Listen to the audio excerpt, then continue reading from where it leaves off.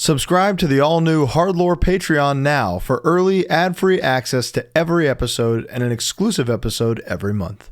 Can you tell me about Jamie Lynn Spears crossing you up in basketball? See, I had a crush on her for some reason. I mean, no offense, but I was trying to impress her. And she's like, play me basketball. I was like, for sure. She crossed me up, broke my ankles. No way. Broke my ankles, You bro. went down, fully down? She folded me on the court. Jamie Lynn Spears, Jamie Lynn Spears is a hooper, bro. I'm sorry. She is a hooper.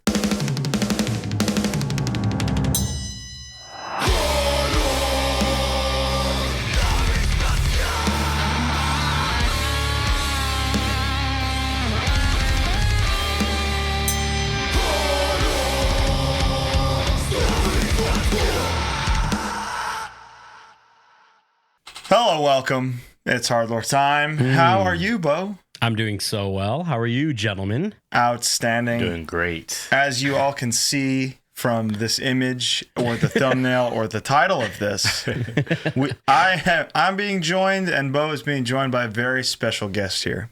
A man, wow, look at that fireworks. Special. A man who I knew within 30 seconds that I loved. Yeah.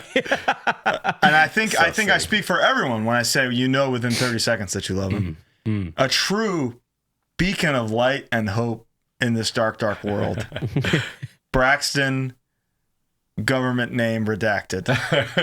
From Zulu, Shred Bundy, Wise, and Encased, coming soon. Wow. Coming very soon. And then another one coming soon where the name is pending. Yes. Sorry, JP. Shout out JP. Shout out JP. Welcome to HardLore, Brax. Thank you for having me, y'all. This is so sick. We're loving it. Yeah, this is a big day. This is the third ever in studio non-Bo interview. Yeah, apologies in advance for listeners if I'm talking over people. These are really difficult for me because they don't have no latency, and we got Chicago to Van Nuys latency, so it's a little tricky. So we're gonna try our best. But Braxton, how old are you? What's good? 28. 28. Yes. 28 years of moshing. Yeah.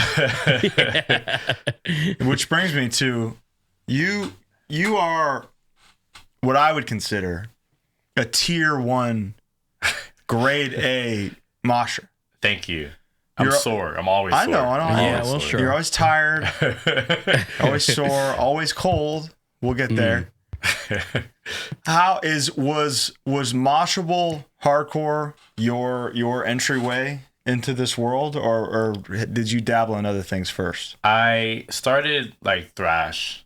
Okay. First before it was like street punk. Like what? Sure. Like a Global Threat and stuff like that. Yeah. Love a Global Threat. Global Threat. Love a Global Threat. Youth was a band I liked a lot. Tired guys. Yeah. So you related to that as a person who falls asleep in many situations. Yeah, of course. I mean, I was a youth who was always falling asleep, so I had to, Were you into like The Virus? Yeah, The Virus. Yeah, all that stuff. Unseen. Unseen was bangers. sick. Clip 45, Cheap Sex, like all that stuff was sick. Yeah. So that was first. Yeah, and then did you skateboard or did you just? No, I had a longboard. I don't think that really counts. Oh, that's transportation. That's transportation. That's a... And then that's funny. It was like Slipknot, okay, System of a Down, Korn. I remember my friend CJ Salisbury. This kid in like elementary school. Any relation to the steak? Not at all. Maybe. I would imagine that'd be a hell of an empire. That'd be sick. I have a monopoly on steak, but he burned me like Mesmerize and Subliminal Verses on CD. Okay. I was like 05, probably, around that time. So street punk to nu metal, basically. Yeah, and I was like, yo, this is nuts. And I couldn't believe it. This was like real stuff. It was System of a Down and Slipknot Burn on One Thing. Now today, 2 of my favorite bands ever. And I was like, yo, this is nuts. So I was trying to explore like what's heavier than that. And then immediately Slayer. And I wanted more aggressive. I was like, yo, what's more aggressive? Then like death metal. Well, it was Creator. I was like, yo, Creator is that's nuts. And then from there, like death metal. I heard black metal. I was like, yeah, this sucks. So I kind of went back. I mean, there's some good black metal. Yeah, but I mean, it's hard to hear through the trash can toilet. Yeah, production. a lot of it, I was like, yo, I mean, I like Blasphemy was cool, but like a lot of that black metal was not for me. But like, remember Lich King? Yeah, black metal sucks. Yeah, but I was like not really rocking with it, and then thrash really found. I was like, yo, this is sick, and then. From there, I mean, you got the speed of speed metal. Yeah. You got the groove of new metal in a way cooler way. Yeah. And somehow, I don't really know where the glam thing started. That's just from having really swag. That. Yeah. I can't really pinpoint that. Probably like VH1 Classic era. Oh. Metal Mania. Okay. Every night. Shout out Juan Cisneros. Him and I will watch it every day. Like Metal Mania. Is that Firestarter Juan? No, it's a different one. Shout out that one too. I mean, he's holding all down the Juans, really. All the Juans in the world. Well, but I remember I would watch to the point. I would watch Metal Mania so much that remember the old school title cards at the bottom for music videos? Yeah. Oh yeah. Before it would come on, I would know what it was. Whether it be like Warrant or Wasp, like Tesla. You'd hear the snare tone or the. I would know immediately because I would watch Metal Mania all the time. Like it was crazy. People don't get that anymore. Yeah. You know, a network of 24/7 extreme music. Yeah, it was amazing. That and like remember Fuse, obviously Fuse. Yeah, Fuse was more like modern stuff, but VH1 like 3 a.m. VH1 Classic 3 a.m. I was just obsessed with Metal Mania. I was obsessed. Even today, when I like drive around in Taylor's car, I put on the radio because the feeling of like I know this song is like still awesome. You know. Yeah, it is, but it's fucking. Alice in Chains, Them Bones, into Jump, Jeremy, into Jump. Yeah. And it's like, these are the same songs. Yeah. Yeah, but then now it's like into fucking Imagine Dragons and Bad Omens, and I want to jump off. Make me a believer. Right. Here's the thing, the Mission Impossible one, pretty good. I saw that meme. Like you can show me any 5 white guys and tell me it's Imagine Dragons. Have you seen that meme? Yeah. I don't know what they look like. I just know like 2 songs. I had an indie band that covered Imagine Dragons. What? More lore. Whoa. Yeah. Really? Damn. Yeah. It was. That's a thing I thought I'd have to fight out of. Yeah. It was nuts. That's it was soft I'm waking up to ash and I feel it. Oh, radioactive. Oh, I know that one. Yeah, we covered Imagine Dragons. This is high school for sure, but not my choice. I joined the band and then they were covering that already, so I had to learn it. So speed metal to new metal to thrash metal, indie Imagine Dragons. Yeah, Tumblr vibes. Somehow you made it to hardcore. How did that happen? Adam Galindo. Yes. That's so far from you. Adam Galindo went to my high school. What? Yeah, Elsinore High. He was like 2 years older than me. Okay. Who's Adam Galindo? Yeah, he's in Stick to Your Guns. He's amazing drummer. Yeah, he's like Twisted Cane. Didn't know his last name. Too good. Yeah, he I remember I had like a straight edge thing on me or something like that. I've been edge my whole life. So I'm saying, let him know.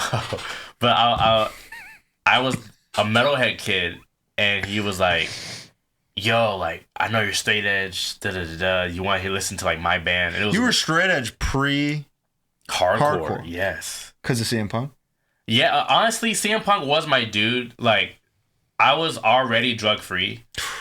And actually, shout out to y'all, because I met my childhood hero at the Belasco. I met CM Punk.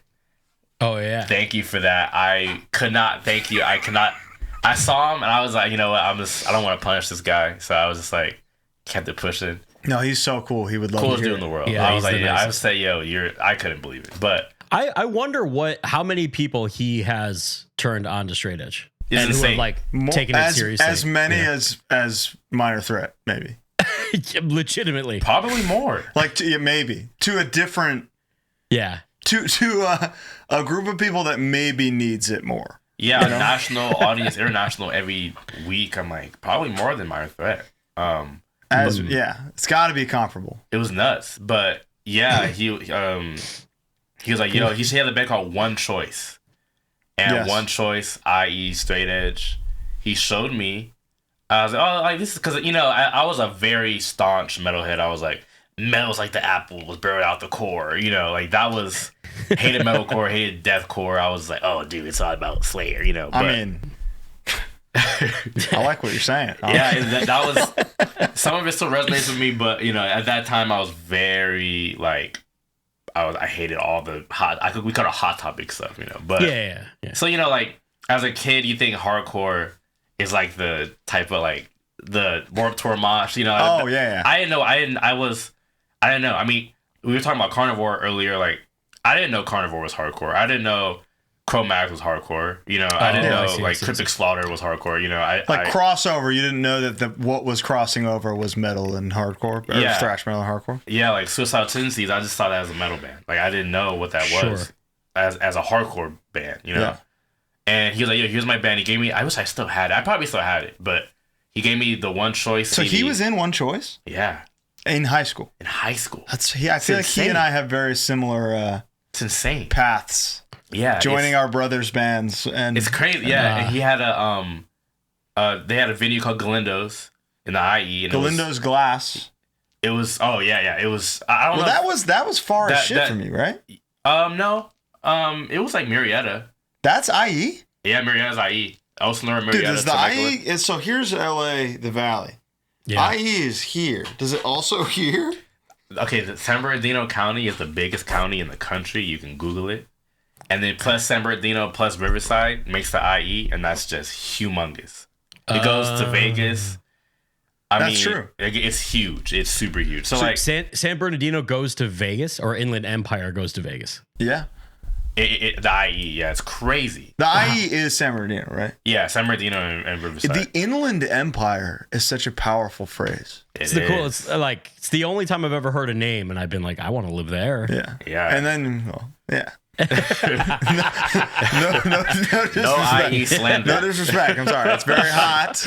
It's hella hot. But it's hot in the valley. But it's like valley hot. Yeah. We get it. Yeah, you feel me. Once again. But yeah, like Corona down south to like Temecula, all like Marietta, you know, Wildemar. So Elsinore. as a young corpsman from the IE, who are the IE bands that you think are like is it Soul Search and Xibalba? Soul Search, yeah, Xibalba. I got into that maybe 2014 or 15. So well into their tenures. Yeah, I was super metaled out. Well, I got into Xibalba early on because it was like metal. You would think that would be metal. Yeah. Right. But yeah, Adam showed me. I was like, yo, this is sick. And seeing him, obviously, shout out to Adam. Seeing him like prosper over the years is insane. He's an incredible drummer. Yeah, we're both on the same thing. We're like, we'll be gone forever and then see each other like, oh, what's up, dude? But those are the best. Yeah, him and Shaylin, shout out. You know, they're amazing.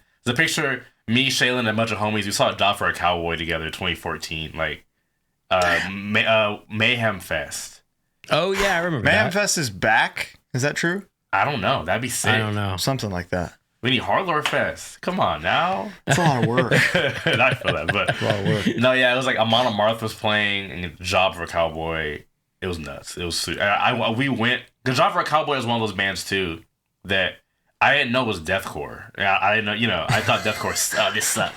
And then that's like definitive deathcore. Yeah, but I didn't. I don't know. As a kid, I was thinking like we butter their bread with butter or whatever. I thought that was like Scene Kid deathcore, and I was like, don't say those words. Yeah, I was like, is that the first we butter the bread with butter mention? That's the first time I've heard that in my life. Oh, dude, no, that's a real. I was not German. French. I was not a fan. We were like I don't know. We were like always making fun of that stuff. Like it was not for me. But I heard Entombment of the Machine. I was like, yo, this is crazy. That song took over the world. I was like, yo, this is really nuts. And yeah, and Black Dahlia Murder too. I was like, this is. But it's actually not deathcore. It's like melodic. That's mellow death. Yeah, it's like melodic death metal, like blackened melodic death metal. I don't know if it's like necessarily blackened, but like that got me. I was like, yo, this is like core on the other side. This is cool. But yeah, Adam, and then from him, I'm not even trying to glaze you, sir. Please don't think it's glazing. But Harm's Way, was so, that stuff was so raw, brother. This is crazy. This is crazy. Because it was like metal, so I can get into it very easy. It was like Harm's Way, Nails. I'm not trying to do any young brother glazing here, but Nails for sure. And then because it's like it's the best parts of metal without any of the corniness. Yeah, it was sick. You know? Yeah, and there's Zabalba too. Same goes for them. Yeah, the stuff was sick. And then, wow, dude. And then you hear a youth crew band, and are you like, what? This is not what I think. Yeah. What I thought hardcore was. Well, Minor Threat, I just already listening to it because you think that's street punk. I already liked Minor Threat. I already liked GB, 7 Seconds. I was already rocking with it. So you were a corpsman and you didn't know it. Yeah, many are. Yeah, I just like I like the punk side of it. You know, like I said, I like AF and all that stuff. I feel like that's rare. Like with a younger person, and you're slightly younger than Kyle, but you're young. A bit younger than me, and that's I find that more and more rare to find anybody who came from the punk side that gets into what we're into now. Yeah, it was, and then you remember what's that? It was Scott Ian, Ted Nugent. Oh my God! That show, the band, Democracy, something. Democracy. Democracy. Yeah. Dude, Ted Nugent playing Punishment. It's one of the greatest. But he doesn't play 1 second of Punishment. He solos over the entire song. So sick. I feel like me and Ted Nugent wouldn't get along. I don't know why. Yeah. I don't really know why. I can tell you why. I have a hunch. But I mean, Amboy Dukes, Damn Yankees. Yeah. Bruh. Yeah. But dude, Damn Yankees goes. Yeah. Can't touch it. Can't touch it. But fucking Stranglehold. I was but like, what's amazing. But sorry. I was like, I found Biohazard, Through that? Oh my God, that's incredible. Shit. Really? Yes, and I bought the CD. I was like, this is sick. I thought it was metal. Remember which one it was? No, it was like Burned. It was like Burned. So it was like a comp that I got from. Did you buy it from a guy named Rick? No, Life? No, that would be sick. It was like, I think it was like a swap meet of just like the swap meet with just like handmade CDs. Oh, that's cool. Yeah, I was just saying it was some Burned stuff. Yeah, real IE vibes. No, straight up. I think it was actually in Wildemar. Like, I want to be honest. Where's that? I think it was in Wildemar. Wildemar, shout out Elsinore High School, my Elsinore High Schoolsmen.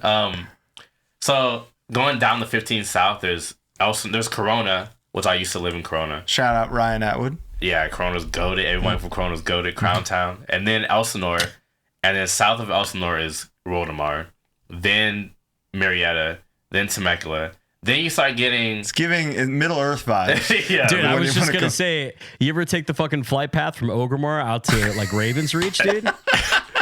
Yeah, 15 to 25 level? No, that's Lord of the Rings. Oh, yeah, still, I don't know. You don't fuck with Lord of the Rings? It's like, I can't sit still for 76 hours and watch a movie. But respect, though, it's just too long for me. I can't. The first minute, I'm like, yo, like, what's... The length what are the explosions? Here's the thing, dude. You get to the third one... And you thank God that it's that long. I feel that. Thank fucking God I have more of this. It's like saying you can't chew for 3 hours of a delicious meal. Of course you can. That's a great way of putting it. And I know you eat. Yeah. We'll get there. I mean, we'll get there. Real eaters. Straight up. There's 3 real eaters. When did playing an instrument come into this? So my dad was like a freeform jazz guy, and he was really into like Pat Metheny, Hendrix, Santana, but like the real like big like 76 guys on stage with congas just on acid, just going crazy. Like that was my dad's vibe. Same for my dad as well. What'd your dad play? He had a Yamaha Les Paul. And it's mine now. Oh, really? A Yes Paul? Yeah, literally a Yes Paul. That's sick. And yeah, he told me another reason why got me into metal too, from a younger age. He was like, "Listen, don't listen to Judas Priest. The name is satanic. Like, don't listen to Marilyn Manson. Don't listen to Rob Zombie." So you seek out those things. Yeah, I was like, of course I gotta check out Judas Priest. And then I think I saw it was Metal Mania. I think it had to have been the Breaking the Law video. I was like, what song is called Breaking the Law? I was like, this is That's nuts. gotta be sick. This is crazy. And then lo and behold. Yeah, this sick. I almost got the logo tatted. I'm like, just Judas Priest? No, it's like the little cross. Thing. Yeah. Yeah. But yeah, my dad had the guitar laying around, and I was like, oh, this is cool. I picked it up, and it wasn't for me at first. And then I had the keyboard. The keyboard was cool. Yeah. And then now it just holds your many trucker hats, right? Yeah. Yeah. Oh yeah. So I have a synthesizer in my room, and it just holds hats. Yeah. But as time went on, I was like, yo, I really love guitar. And I remember I had the greatest piece of gear on earth, the Spider. Hell yeah, Line dude. 6. The Line 6 Spider goes Can't to touch extreme. Did you put it on extreme? I had it on the little tremolo setting. Insane, right? Insane. Yeah. Insane. Okay, sorry. Insane.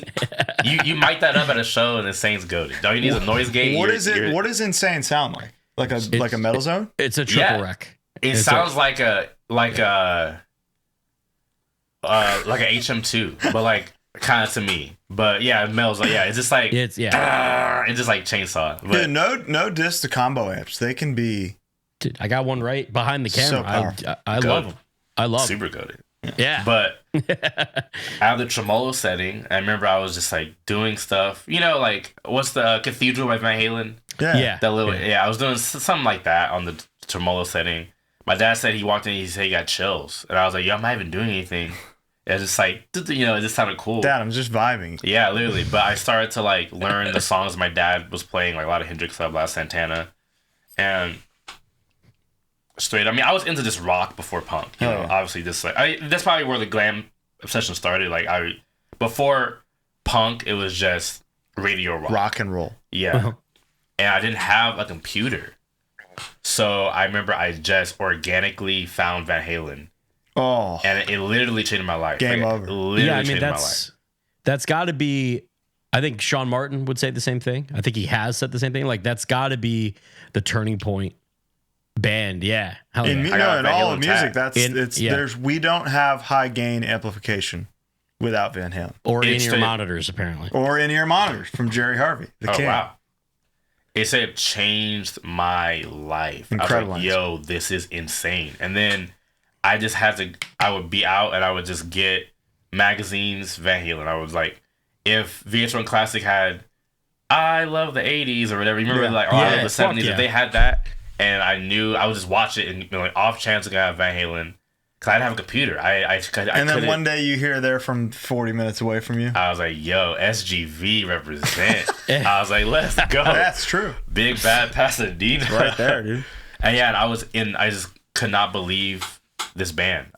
So you're in Eddie Van Halen mode. You're playing guitar.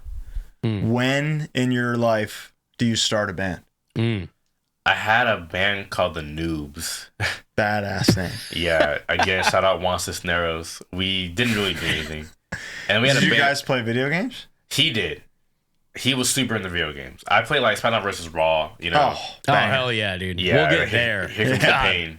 God, we'll get there. Oh yeah. Goated. But I'm not like a gamer, but okay. You were a noob. I was a noob, for sure. And we had that, and I don't know. I had a band called Straight Jacket Union. I was asked to join that band. Sick. That's a good band name. It was cool. It was like grunge stuff. I joined it. I was like, that's cool. I was in like random bands, and then I was probably in like 6 or 7 bands until I did like I had a thrash band called Altar of Apophis. Altar of Apophis. Who's Apophis? It was like some Egyptian god, I believe. Yeah. And it was like, we would cover Iron Maiden, like the song. Power Slave? And we covered Whiplash, Power Thrashing Death. Fuck yeah. I thought it was so sick. Oh my God, my favorite band still. So you're on all these bands way before you do a hardcore band. Yeah. So playing hardcore came way later. Yeah, I had so there's one time in my life in high school, I had a thrash band called Altar of Apophis. I had an indie band called Red Velvet Addiction. Crazy. These kids. Yeah, nuts. And then I had a band. Is there a real big fella in the band that just love Red Velvet Cake? No.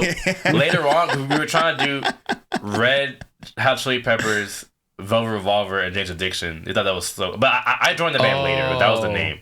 That was what it was. It was like mixed, and it was cool. Yeah. So fake eaters. Yeah, not real eaters. I didn't hit my real eater mode yet. Okay. And then I had a band called The Broke, which I joined. It's called The Broke, and that was straight up Clip 45 worship. Okay. Straight up like the Unseen, just straight up like street punk. Fuck yeah. And I was in these 3 bands concurrently in high school. So you were doing the multi-band thing. Yeah. You're a pioneer. Back in the day. Been on it. And then some bands fizzled. And then the Red Velvet Addiction turned into this band called Axis Vertigo, which again, shout out Juan, was using that band with me. And that was straight up just like, we wanted to be Oasis. Like that's really what it really wanted to be. But it was like Oasis, Cage the Elephant, I guess. It was just weird. But it was cool. It was fun. It was just, we were in high school. That sounds awesome. Literally kids. Did any of them like have demos or put out music in any way? You remember like that awful pay to play system? Of course. My first shows were pay to play, and we played. Axis Vertigo played the House of Blues Anaheim. M Productions hit you up? No, what was it called? Breakthrough Entertainment. I'm airing y'all out. Y'all owe me a check and then some. Boo. Breakthrough, y'all did me dirty. Don't pay to play, young bands. Don't do it. That's how they're getting away with it. You're doing it. They'd be like, oh yeah, sell 100 tickets at $10 each. I was like, that's so much bread, and you want me to give y'all as kids? Yeah, but it's insane. It was nuts. But I played at House of Blues Anaheim. I thought I was so sick. I never played there. It was sick. This the Disney one. The Disney one. See, I never played there. And that then sounds sick. Axis Vertigo turned into... Oh, yeah. Axis Vertigo played with Stephen Piercy at the Whiskey A Go-Go. When you were in high school? It was in... So what happened? You were in high school? Yes. It was crazy. And my dad had to walk me around because we couldn't... You can't be in there. I was like 15. And I got to meet Stephen Piercy. And there's a picture. I wish I could find it, but I'm like this, next to Stephen Piercy. Like, yeah, I'm a big fan. And he's like, yeah, man. Yeah, dude. Oh wow. But I was the lore of Stephen Piercy, and out of the cellar, he signed it. I was like, so stoked. But that was the main thing for a little bit. Third Invasion was after. Third Invasion was like a little indie band I had to. Damn, you've been in bands, man. Yes. You're a lifer. Hella bands, yeah. I love it. And then it was indie, but I wanted it to be like just raw. I don't know. It was just, kids that would just have like. You wanted to rock. I just wanted to do something. What rock. was the first hardcore band? I joined like a beatdown band, and I didn't really know what it was called. I joined a black metal band. I joined a beatdown band. Joined a ska band. I joined a pop punk band. I'm having a pop punk. Thanos. They can't the little thing. I don't even like pop punk. I really don't. But I was in a pop up band. Like you said, I just wanted to rock. Just wanted to rock. I get it. Playing this sounds the best. What was that, Bo? I was just saying, playing music, and especially at that time when there's really no commitments. Yeah. Like, you're not like trying to play the fucking coffee shop because you're trying to pay bills. You're just you want to rock. That's like fun. This is Taylor Young's trajectory here. So sick. He was just like reluctantly in pop punk bands and stuff because just for the sake there's of nobody else stuff. there, so he's wearing Grimlock shirts at 15 in these pop punk bands and putting breakdowns in. So sick. So what's the first hardcore band you remember truly starting and being like, this is the one, I think. Yeah. Well, I had like a hate edge band. Yes. Yes. That I joined. It was called Step Back, and that was when the fuck back, dude. Yeah, Step Back. It was so I had a band. Also, I was in a band called DVT, which it was supposed to be called Devastation, and I don't think they were aware that Devastation was a pretty prominent, like thrash band. So they were called DVT for short. Okay. But then later on, it was retconned. So DVT stood for Dark Visions of Terror, which is like crazy ass name. That's cool. Nuts, yeah.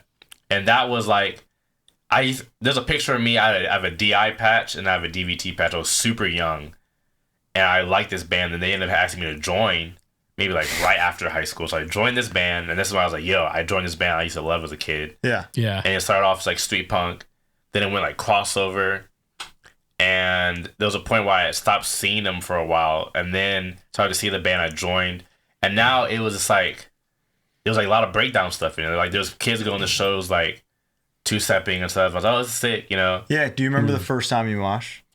Well, if you were a street punk kid, you had to have been in. You were in the mix, but you weren't Yeah. elegantly. I remember it was dancing crazy. the way that you do now. I remember being in the mix. I remember I saw someone threw me into the pit. I think it was Suffocate, and I was like, yeah, this is not.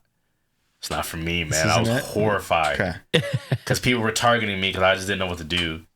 But now, I haven't seen a lot of pictures of you as a young man. Yeah, I Did you blossom in? Did you start swagged out of your mind, or did you have to blossom into this gorgeous goose that we see here today? My thing was like, I love the Guns N' Roses just style. Okay, so you were swagged out. Like, Axl Rose is why I do. Axl Rose and M Shadows. I actually met Johnny Christ the same day I met CM he was Punk. at the show. But that's why I played so good, because he knows Brooks. He was just like, sure. Yeah, like M Shadows and Axl Rose is why I do the bandana with the trucker hat over it. I love how forthcoming you are about just what makes you you. Yeah, like I was obsessed with Guns N' Roses, like and Avenged. Oh my god. So do you have any like eras of your life, like pictures you would look at and be like, oh my god, what was I doing? What was I wearing? Or were you just always sick? Always sick. I was like the metal guy in indie bands, so I would look crazy sometimes. It was kind of cringe, but it's like, I was a child, But yeah. Sometimes I would wear stuff. I'm like, yo, that doesn't match. Like, why was I wearing that? But it is what it is. But sometimes I look back. I remember I straightened my hair once, and I was like, yeah, that's wasn't it.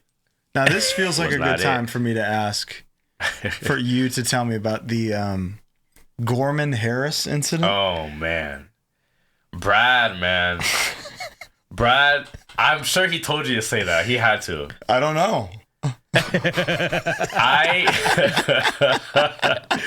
No, Brad and Ben too. Ben Stern. He used to drum in Wise. He's drums in a band called Spirit Dive. He sings in Fading Fast, which Brad drums for. So where does Gorman come in? Who's Gorman Harris? I would just do this thing. I still do it. I go to people like, yo, boy, your boy's outside. They're like, who? Gorman Harris, something like that. I don't know, man. You need to go right now. He's outside. And cause like a fluster. People go outside, and lo and behold, there is no such person Gorman Harris. There is no Gorman. But I would troll. Brad specifically, I would troll him all the time. I was like, yo, Sycamore Stevenson's outside, bro. He's mad, so you gotta hurry up. I would do that. And this is like, I do this to my mom. I like call her job and disguise my voice. I'm like, hey, this is Horowitz Jackson, and I'm here with the committee, and she'd be like, who? And she'd be like, boy. This is straight up Bart Simpson type. Yeah, it's not. Yeah, it's literally just nonsense. But Gorman Harris, we had this thing called the Gorman Harris Coalition, and I'm like, I'm not sure what they stand for. I don't know why they're a coalition, why they're a militia or a group. But should we? Me, Ben, and Brad are like, we wave the flag for Gorman Harris. Yeah, Gorman Harris. We should call somebody right now. That's the guy. Call somebody. He should be next on the show, actually. Gorman Harris. Yeah, Gorman should call somebody right now, I think. Tap in. Yeah, he's Gorman. Goated. He's goated. Yeah. I mean, you want to give somebody a call? I might after the show, yeah, because he's on the run from the law. I don't want to burn him out, but Gorman does some crazy stuff. No, that makes sense. Can you tell me about what was that, Bo? I was just gonna say he keeps it low key. He does, super low key. Can you tell me about Jamie Lynn Spears crossing you up in basketball? See this. I think Brad? Yeah, how did you do this? I don't have questions like this. I don't know. Yo, so as a kid, this is more lore. As a kid, my mom wanted me to act, so I went to acting class. Okay. It didn't go anywhere, but I went to Nickelodeon Studios, and I met Nick Cannon. It's crazy. Wow. Nick Cannon told me, very vague, open-ended, but as a kid, it resonated with me. It's like, anything in your life, if you don't like it, stop doing it. And obviously, if you're eating some spoiled food, you're gonna stop doing it, obviously. Yeah. But it's like, it's a lot deeper than that. It's like, okay, So he loves hitting it raw. That's his vibe. That's his main. And if he ever stopped liking it, he would stop. You know, but producing kids is his vibe. You know, that's his thing. And you know, he lives his life by that. So I'm like, let me live my life by the Nick Cannon method, not that method. No. God. You know, but if I don't like something, you know, I stop doing it. The Nick Cannon lifestyle. Yeah, that's the lifestyle, not for me. That's but beautiful. Respect. That's a beautiful sentiment. And that same day, there was a girl named Giovanni Samuels who was my friend. Fake that ass sounds Nick. like Gorman Harris. She's real. Liar. Giovanni Samuels was actually, she was in that weird ass Nickelodeon thing that oh really? That Quiet on Set. Yeah, she was on that, I believe. Okay. I met her as a kid, her and her little brother, I think his name was Josiah, and then her little sister Nairobi. They were good friends of mine. I met them through the acting class. I mean, acting class was like a bunch of kids. Like, sure. It wasn't like it was like breeding out stars, you know, like the power probably one or two make it out, right? And she made it out. She made it out the mud. I was still stuck in the mud in the trenches, but I met her and she was like, "Oh, come to Universal Studio. Nickelodeon Studios." Mm-hmm. So Jamie Lynn Spears was there, and because her show was Zoe 101. Oh shit! And I had a crush on her for some reason. I mean, no offense, but I was, you know, I didn't have refined taste yet. I was a child, so I had a huge crush on Jamie Lynn Spears, and. No, I love no offense. I had a huge crush on her. No offense. Yeah, just I didn't have refined taste yet. I was a child. You figured it out. And I was trying to impress her, and she's like, "Oh, play me basketball." I was like, "Oh, for sure." She crossed me up, broke my ankles. No way. Broke my ankles. You went down, fully down. She folded me on the court. Jamie Lynn Spears, I don't know if there's lore about her really like hooping like that. So this is like Prince type. She is a real. Jamie Lynn Spears is a hooper, bro. I'm sorry, she is a hooper. She crossed me up crazy. It's insane. God. It's insane. Were you a sport? Did you play sports as a kid? I didn't play. I can run really fast. That was about it. Like I did a 100-meter dash record at my middle school. I think they could have been lying to me. You know, people be lying, but. To my knowledge, I did that. It was really fast. Yeah, that was the accolade I thought I had, but I could just run fast. I couldn't hoop or nothing. But that's the day I learned I couldn't hoop. That's the day I learned I couldn't hoop. So that was it. Have you ever hooped again? I have this ongoing joke where I'm like, "Yo, I cross all y'all up," and people are, "All right, bet," and then I just tank, and then the team loses. Air ball. Yeah, I can dunk. Oh, but I travel, you know. Oh yeah, but you gotta. I can jump super dummy high, but I cannot hoop to save my life. And that was the day I realized, you know what? Like I'm not. Now the world knows too. Yeah, I can't hit the league because Jamie Lynn Spears did me dirty. Understood. Jamie Lynn. Wherever you are a hooper. Yeah, just quit showing off. Right? Now, what can you tell me about the Brax challenge? Oh no. This is like Nardwar. So Braxton, tell me about the Brax challenge. The Brax challenge? Yo, this is nuts. So it was my first like US tours with Wise. I don't know who is leaking this info, man. This is some Nardwar stuff. Yo, so I did not use the restroom, number 2 vibes, from LA to Atlanta. No. Yeah. How many days was that? How many shows? I mean, that drive is crazy. So I don't even remember. I remember the shows with Abuse of Power. Okay. At this spot called the Bakery. Okay, so you're saying to Atlanta, so that means it happened in Atlanta. Was there abuse of toilet going on or what? I had the little Boosie hot chips. Like straight up. You know, like the rap snacks? Yeah. Dude, I love the Fetty Wap one. Yeah, it's good. They're good. But little Boosie hot chips, a little too hot. And I was like, you know what, y'all, this is it. It's time. So this is back when like touring. What happened? Were you purposefully abstaining? At first, I was like, you know, letting it rock. But then I was, oh, this is a fun bit. I was very young at the time. A fun bit? Yeah. I would explode. Yeah, it was ridiculous. I mean, I was fine. I would drop dead on the spot. My body was fine. But you must metabolize. You absorb every nutrient. You don't waste a single. I have an insane metabolism. Okay. Insane. But so there's no shit to be produced when you're metabolizing that incredibly efficiently. But if it's a tour, that's still got to be like 3 shows. Like that's got to be 3 days. It was a lot of shows. But we I remember like touring used to be like the trenches. I mean, for every month starting off, it is, But we had a homie that worked at some food spot. I don't remember what it was. He gave us a bunch of free food, and I had a styrofoam plate sitting on the dash, keeping it warm through styrofoam. That's not bad for you or anything. But I was eating up heated up styrofoam. Not eating up. I wasn't eating styrofoam. You were eating the styrofoam raw. Yes, real eater. This is the real eater. That's when the real eater era started. But I had like this food sitting in there, and I would leave it for days just eating it because I was like, I don't know. I didn't have bread, Okay. So I'm like, let me eat, a few grains of rice here and there, and let it last, a few days. Hey man, that's horrifying. Trenches, like capital T. Yeah. Actually, all uppercase trenches. That's yelling. That's screaming trenches. Brutal. But Jesus Christ, it's different now. It's lit now. Yeah. So you've shit since? Oh yeah, a few times since 2018. A few times. Yeah. Oh, okay. Maybe like 6 or 7. Good. But yeah. Now, I was wondering, what was that, Bo? I was just gonna ask what the first. When did you start touring? Dude, I was a late bloomer. It was 2018. 2018 first tour. Yeah, it was Shred Bundy. We did so Shred Bundy. So, tell me please God, tell me about Shred Bundy. So DVT was the band. Okay. Right. And that was in Dark Visions of Terror or whatever. Badass. And then Maui, the singer, shout out Maui. In college in San Marcos, I would see him around, and this is a dude I knew. You went to college? Yeah. How many? Another more lore.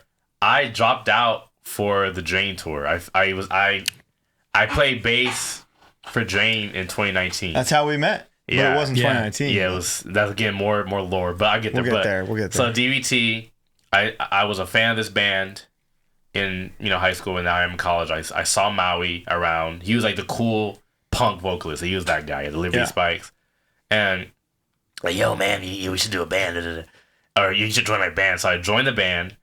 And we could not really. We played a show with Flotsam and Jetsam. Really? As like, it's nuts. And at Brick by Brick, as like a crossover hardcore punk band, whatever. And they kicked me out that day. Yeah, what did you do? They weren't feeling me. Really? They weren't. I don't know. They weren't really rocking with Maui. Okay. And I was Maui's guy. Okay. So it was like, they're like. Basically, like you're gonna go anyways if we kick him out because he brought you in. Okay. So you might as well get the boot. I was like, oh, my life is over. Oh my god, Wow. Unbelievable. Yeah, but where they at now? But no. But so really, you and Maui start Shred Bundy? Yeah, we started Shred Bundy as a 2-piece power balance band. Sick as hell. Then we had another guy who we had Nick McDuffie, who was in crazy thrash band called Expulsion with an X. Sick ass name. They had an album called Pizza Incision. A song called Eye of the Beer Holder. Like straight up party thrash down to the socks, like goated. And that was like the premier IE like thrash band. Expulsion was sick. Okay. They had a song called Thrash is in Session. Goated. That's good. That's cool. That's really sick. No, that's right. Good. So that's a good punk. Yeah, it's nuts. Nick joined. This dude Josh joined. Josh was in a band called No Idea. It was like a ska core band, I believe. But all these guys, and then Shred Bundy gets to the point where it is your first band that is touring. Yeah, and that's insane. Juan Cisneros, I've been glazing the whole show so far. He was in my very first band, so I was like, yo, let's I want him to play drums in the band. So we're like a 5-piece crossover band. Okay.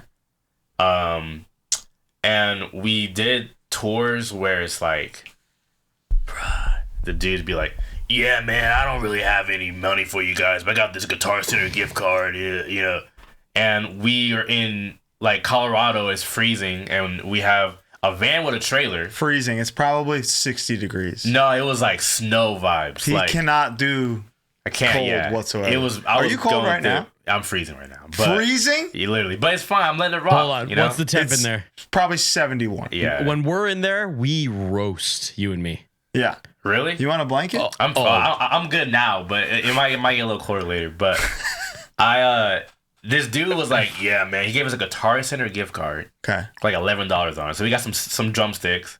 Some used drumsticks. Some drumsticks. Couldn't really put it in the tank to get to the next city or anything, but But that was we were going through it bad in the early days. Shred Bundy was in the trenches. Yeah, but you weren't shitting. You weren't eating. It was down bad, but we made out the mud for sure. Okay. Yeah, but that was my first band. Wise is after that. So Shred Bundy. Then I got hit up to do Step Back. Okay. And Step Back was like, that was when. It's crazy because I was going to shows, and I was always like dressing however I want, and people would be like, "Oh, who's this kid?" And they're like crowd kill me and stuff, But then once Step Back, it was like, "Yo, what's up, King? You're the coolest dude, man. I like your style." It was like that's the glazery at an all-time high. All the styles, like I've been around. Like y'all see me. The donut shop was open. Had Randy's Donuts, big. The oven was on. Krispy Kreme, hot and ready. I was like, this is nuts. But I was like, yo, y'all see me around. Yeah. But now that's when I realized, the clicks and like the cool guy stuff. I was now a cool guy. Yeah. And that's how it works. Yeah, it was nuts. It was really nuts because I was like, yo, y'all people see me around. Girls I used to try to like say hi to, and they would throw shade, and I was like, oh my god, like your band's so sick. It was crazy. Well, they heard about the Jamie Lynn Spears thing, and they're all trying to cross me up. That's what it was, man. But like, and then Step Back kind of broke up, and then that next day I was hit up by Sir Donsworth himself. He was like, yo, do you want to play you want to fill in for Wise? Mm-hmm. First show, they got Daisy Chain, Dead Heat, and Wise, and the Beautiful Ones. At the spot called the Bonner House in Hollywood. House? Well, I want the Boner was the joke, but I think it was spelled Bonner. B-O-N-N? B-O-N-N. Boring. Yeah, Boner House was like the joke, but I think it was Bonner House. And it was Daisy Chain, Wise, Dead Heat, Beautiful Ones. I love that you remember the whole gig. Yeah, it was February 2018. Okay. So 2018 is a huge year. Yeah, this is monumental. Me too. Yeah, same. Yeah, I was fat as fuck. It was literally a huge year for me. I feel that. The real eaters. No, yeah, 100%. That's where it started. Braxton, could you do me a favor and look at this photo of Brad? I sent that to the chat this morning. That was sent to the chat this morning. What happened? Brad. Now, what's funny about this? Brad and I. What's funny about this? It's so. Are you saying that he looks funny? Later, it was years 2021. Okay. Zulu was on tour with Scowl, and Brad FaceTime. It was supposed to be Zulu, Scowl, Sweet Soul. Okay. But Sweet Soul couldn't do it, so they did Head to Wall, and Brad didn't do the tour. So I FaceTime. It was me, Anaya, and Dez. We were in like the van, and I'm FaceTiming Brad. And I just put the thing in Anaya's face, and I was like, "Yeah, I don't know who this guy is." And it's just Brad laughing his ass off. Was like, "Yo, I don't know." Like they never met each other. Yeah, like, they didn't know what was going on. So I was like, "This is my dude." And I screenshotted it, and I just them looking and acknowledging each other. And Brad laughing his ass off. He's like, "Yo, this is insane." But I sent that to the chat this morning. And I don't know how I got it. Me, Brad, and Juan and Gustavo. Gustavo sings the Firestarter. Yes.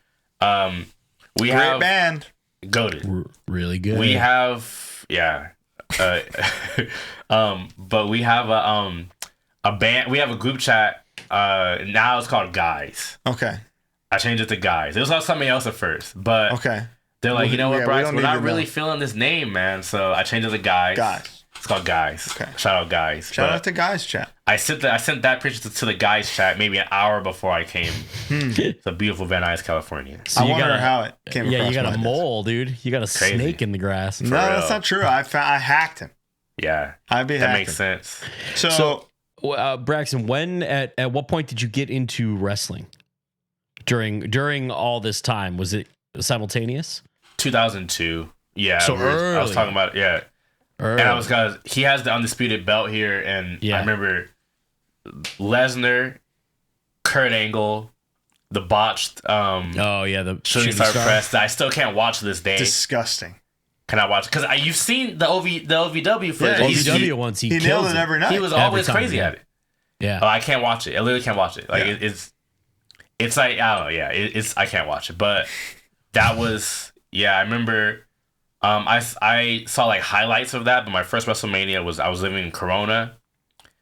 2004, I saw WrestleMania 20, and I only heard stories of Paul Bear. I never saw Paul Bear. He never was around then. 2004, and then you hear, "Oh yes," and he comes back, and I was like, "Wow!" And Undertaker's dead now. I was like, "Oh, Undertaker's dead." That's like because my Undertaker was rolling. Yeah. That's crazy. Yeah, American Badass. Yeah. Or like Dead Man Walking. You Dead Man done it now. Yeah. Like that song was sick. But that's worst era in history. Big Evil. Yeah, the Big Evil was miserable. Yeah, Big Evil was when he first started doing it was sick, but Big Evil was not it. But abysmal. Yeah, I remember when he made the ring shake with Kane. I was like, wow, this stuff is that's cool. Real cutting edge, beyond the grave sorcery we got going on here, man. It's really nuts, That's how. So we did that Drain video shoot, and for Evil Finds Light, the song, and you were filling in for the video. Yeah, and that was like a bit in the video that you're filling in. Yeah, and I had to pick you up physically at one point. I'm like 90 pounds, and he said, "I won't sandbag you." Yeah. And that's how you knew. And I was like, this fucker knows what's up. He knows. If you know, you know. Yeah. It was literally that. It was within an hour. We were like locked in. I knew what I had found here. One of a kind. Locked in. So wrestling, how long did you stick around? Were you there through the mud of 2000, the late 2000s? The dark times? CM Punk was what got me. I mean, obviously everybody got back. Like the pipe bomb was like, yo, this is nuts. I was the gone. best promo. I was gone. I was already gone. Same. I couldn't do it. It was like, I remember like Cena wins LOL, like that meme. I love Cena is, you know, you cannot touch him. But at that time it was just like, bit much. Yeah. It was every time. Yeah, once a month he's winning the title. Yeah, and I couldn't. I just got over it, and then, I hope you're laying there as uncomfortably as possible or whatever. His doofus son-in-law, like the same. Have you seen the recent clip that emerged where it's an angle of Cena the whole time? Oh, and he's pissed. Dude, you know why he's pissed? Because they cut the mic off. Because he got in trouble, right? He's pissed that they cut the mic off. He's like, this is bullshit. Let him talk. This anti-bullying campaign. Dude, he wants him to keep going. It's actually awesome. It looks like a really cool shoot moment within it. So sick. Yeah. I had PWI as a kid. That's awesome. So you remember Wrestling Society X? Yeah.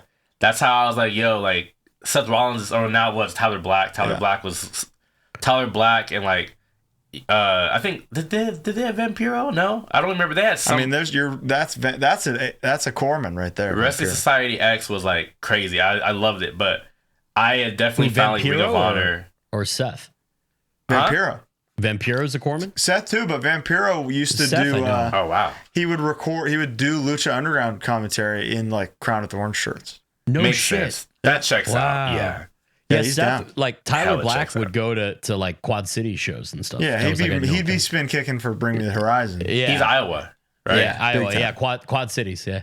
So Quad Cities fake. What is that? There's 4 cities on the border and the river. There's 4 cities, 2 in Illinois, 2 in Iowa, and they're called Quad Cities. You're part of it? Yeah. That's our western border. Midwest vibes. Hey! Talk to him. But no, yeah, I knew about like CM Punk and AJ. I saw like there was that magazine PWI. It was like Cena and AJ Styles cropped, and it was like TNA versus WWE. And the lore of AJ Styles, like, yo, this dude must be unbelievable. Unbelievable. He's got his like legends behind the scenes like story that's on the network is pretty fucking good. It's so good, man. He would still be with TNA today, I think, out of like sheer loyalty. Yeah. If they respected him. Yeah, I would watch TNA too. I watched TNA just because I was like, yo, I gotta see Christopher Daniels. I gotta see Samoa Joe. I gotta see AJ Styles because like that triple threat's nuts. Dude, legendary. That's one of the greatest matches of all time. Literally, not even just for TNA, of all time. Period. Yeah. And I was like, I have to see this stuff. So I caught a bad era of it. But he had like the little I am. He was like the darkened version of AJ Styles right before he left, and that's when I started watching TNA regularly. It was the worst era. I mean, but then he went to New Japan and he was fucking the guy, unbelievable, the guy. You get it, man. You get it. yeah. Before we get into, I want to get into Zulu in a second. Yeah. I want to do some live ads for the first time, but I want to incorporate Braxton into the ads because as you know, on HardLore, it's always Manscaped time. Literally always. So I got you a crop reviver. Oh, thank you. You can take that with you. Once you have that on tour, you'll never go back. Tell him how to use that. So post after you play, you spray that straight onto the sack, and you will feel like $1 billion cash, dude. Brand new sack. Hashtag brand new sack. You can have that one, Manscaped. That's free. And if you use code HardLore, you too can have this fresh bottle of Crop Reviver. You're going to get 20% off. You're going to get free shipping. Boom. So don't use it now on camera? If you want. I mean, you can. You wouldn't be the first. I'll tell you what. Wow, on camera? Yeah. But I'm telling you. That's after hours HardLore. 100%. HardLore after dark. You don't know about that. You're going to spray it on there. You're going to be like, this smells unbelievable. And then you're going to be a customer and a fan for life. Let's go. This is lit. Because I mosh to every band. So see? And the listeners are moshing to every band at every fest. Yeah. So you need to revive the crop or everybody around you hates you. We're going to need a testimonial after the first time you use it. I got you. I need a review next Thursday. Oh, I got you. Okay. Yeah. Honestly, it was lit. We've got a couple sponsors today. I figured I've got the other one ready to go. Okay. If you give me 1 second, I'll be right back. Sure. Oh, let's go. Look at you. So HardLore, many people run on Duncan, HardLore runs on AG1, and that's a fact. God, do we ever. It's the first thing we do every single day. We get a scoop of this little green powder, pour it in this bottle, put a few ounces of cold water in it. Brax has never had it. Never. Wow. You can do a live react? We're going to do live reaction in these little alien tiki shot glasses. Okay. I love it. This is not an edge break. This is not it. No, this is water and all the probiotics, prebiotics, amazing. And vitamins your body needs and is missing. And I'm for sure probably missing a lot of vitamins. So 100%. Why don't you guys have a sip, and I'm going to tell them, if you use the link that is below this video, you're going to get 5 travel packs of AG1, little pouches you can take anywhere you want to go, and a 1-year supply of vitamin D and K drops just for you. It tastes healthy, but in a good way. Yes. Don't you feel like you've done something good for your body? You know how you like Powerade more than Gatorade because it tastes healthy? Does that make sense, or am I just? No, I'm listening. I'm all ears. It tastes good. It tastes healthy. That's right. Yeah, you do got to be careful though. It does stay in a white shirt. It'll get you. It'll get me. It'll get you. Real careful. You gotta watch out. But I already had mine today, so I'm good. You go to athleticgreens.com/hardlore. Get it right now. Right now. Thank you so much. That's my vitamin intake for the day. It's like a fifth of it, probably. If you had this whole bottle like me, that would have been all you needed, brother. Yeah, I need vitamins for sure. Well, I know a guy. I'll send you home with a bag. Let's go. All right. Let's get into it. Tell me about, because, we make jokes all the time about how, like, super groups, I call it assembling the Avengers. Yeah. I think Zulu did that in a way that no other band possibly could have. Truly the perfect person for each role. Sick. How did Zulu come about? How did you all find each other? So, Anaya was in Step Back as well. Oh. And so there's only like really weren't any black dudes at the DIY shows that I was going to. Like the bigger shows, but Bridgetown, do you remember Bridgetown? Yeah. Yeah. Bridgetown DIY. Yeah, in La Puente. I would see him around, And we just would keep in touch, whatever. But he's like, yeah, I want to do like all black type band. I thought that'd be cool. And we knew each other. Like, it wasn't like we had camaraderie just for being in a band before. But you hear that of like, I want to do an all black band. You're like, yeah, that'd be cool. Yeah, I was like, but you have no expectations. I'm with it. Like, I had other projects, but I was like, I'm down to do like a little, So we would just jam at Soundbite. Okay. James from Cool Side and Stepford Change was the drummer at one point. Rob from Pure Disgust was jamming with us at one point. Spencer from Trash Talk was jamming with us at one point. Right. We were just like... So it took some time to fine tune. Yeah, we were just like jamming, just spitballing ideas and whatnot. And it was cool. But it didn't really take fruition until like 2019 was when we like started like, let's just do this. I vividly remember the day the demo went up and seeing the at Black Power Violence. Yeah. And thinking like how fucking brilliant that was. Yeah, Dez had come up with that name. So Dez wasn't even in the band. It was speaking of Shred Bundy, Shred Bundy had a tour and Zulu had a show while I was on tour. So Dez filled in for me. Mm-hmm. And I never met Dez a day in my life. Legend. Actually, I found out Dez is like, there's videos I've seen, like that Trash Talk video at the cabin. I didn't even know that was Dez's pad. Like Dez OG. Yeah. Triple OG. Big time. I came back. I was like, "How's the show?" I was like, "Oh, it was cool. Well, here's Dez. He's in the band now." I was like, "Hey, Dez." He's hey, and that was it. And then like, now me and Dez hella locked in. But King. Swampy. He's legend. He skates. He's super. Oh sick. yeah, Swampy. Yeah, goated. He was in the band for a little bit, but it was just like we were really trying to find our footing. It wasn't until Zane from this band Wacko, like the Denny's clown band, he was in it. Yeah, we like were definitely feeling. It was like random, but we played two or three shows. It's pronounced Waco. And then the pandemic hit. Yeah, and but then people really marinated on that demo, I think. Yeah, and then we had two things that were out.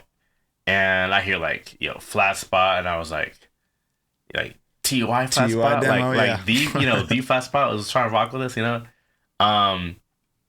But I was like, like this pandemic, like there's no shows, and you saw the landscape of hardcore just completely change overnight, and the idea of like, guarantees and U.S. tours and like it's like. That's not feasible for everybody. Right. That's like not a thing, Of course. And it's also a thing that Shred Bundy had not experienced. Yeah, like Shred Bundy, Wise, not even Zulu. Like none of the bands I was in. We would play 6 shows. And it was awesome. But like agents and managers, that stuff was foreign to me, like completely foreign to me, and it's still foreign to me, Yeah. And it was to the point where it's like 2021. People were like, there's murmurs, oh, this band is crazy. We solidified our lineup. Yeah. And our first show back, I was like, I wanted to play with, I saw our Spotify recommended was Scalp and Spy. And I was like, like Spy and Scalp would be cool, like just because that's what the people like. That's maybe the most like accurate, that's like the only accurate Spotify recommendation I've ever seen. Yeah, it made sense. And Scalp is nuts, And Spy's going crazy, So I was like, it'd be cool. So we did like Spy, Scalp. Oh, it was the band Shadow Man. Sick name. It's crazy. Scalp, Spy, Zulu, X Bar, Cupertino, San Jose. Mm-hmm. And that was when I first was like, this is like crazy. Because people were like, when people were talking. You walk past him, I was like, oh, and like people are like looking at you, like it was like, this is like that's the guy. Yeah, it was nuts. It was like, this is like, it's crazy. Like this is like that's Shred Bundy. That's the guitarist for Shred Bundy. That's how when I found out you were in a band called Shred Bundy, that's you forever to me. Holy shit, he's Shred Bundy.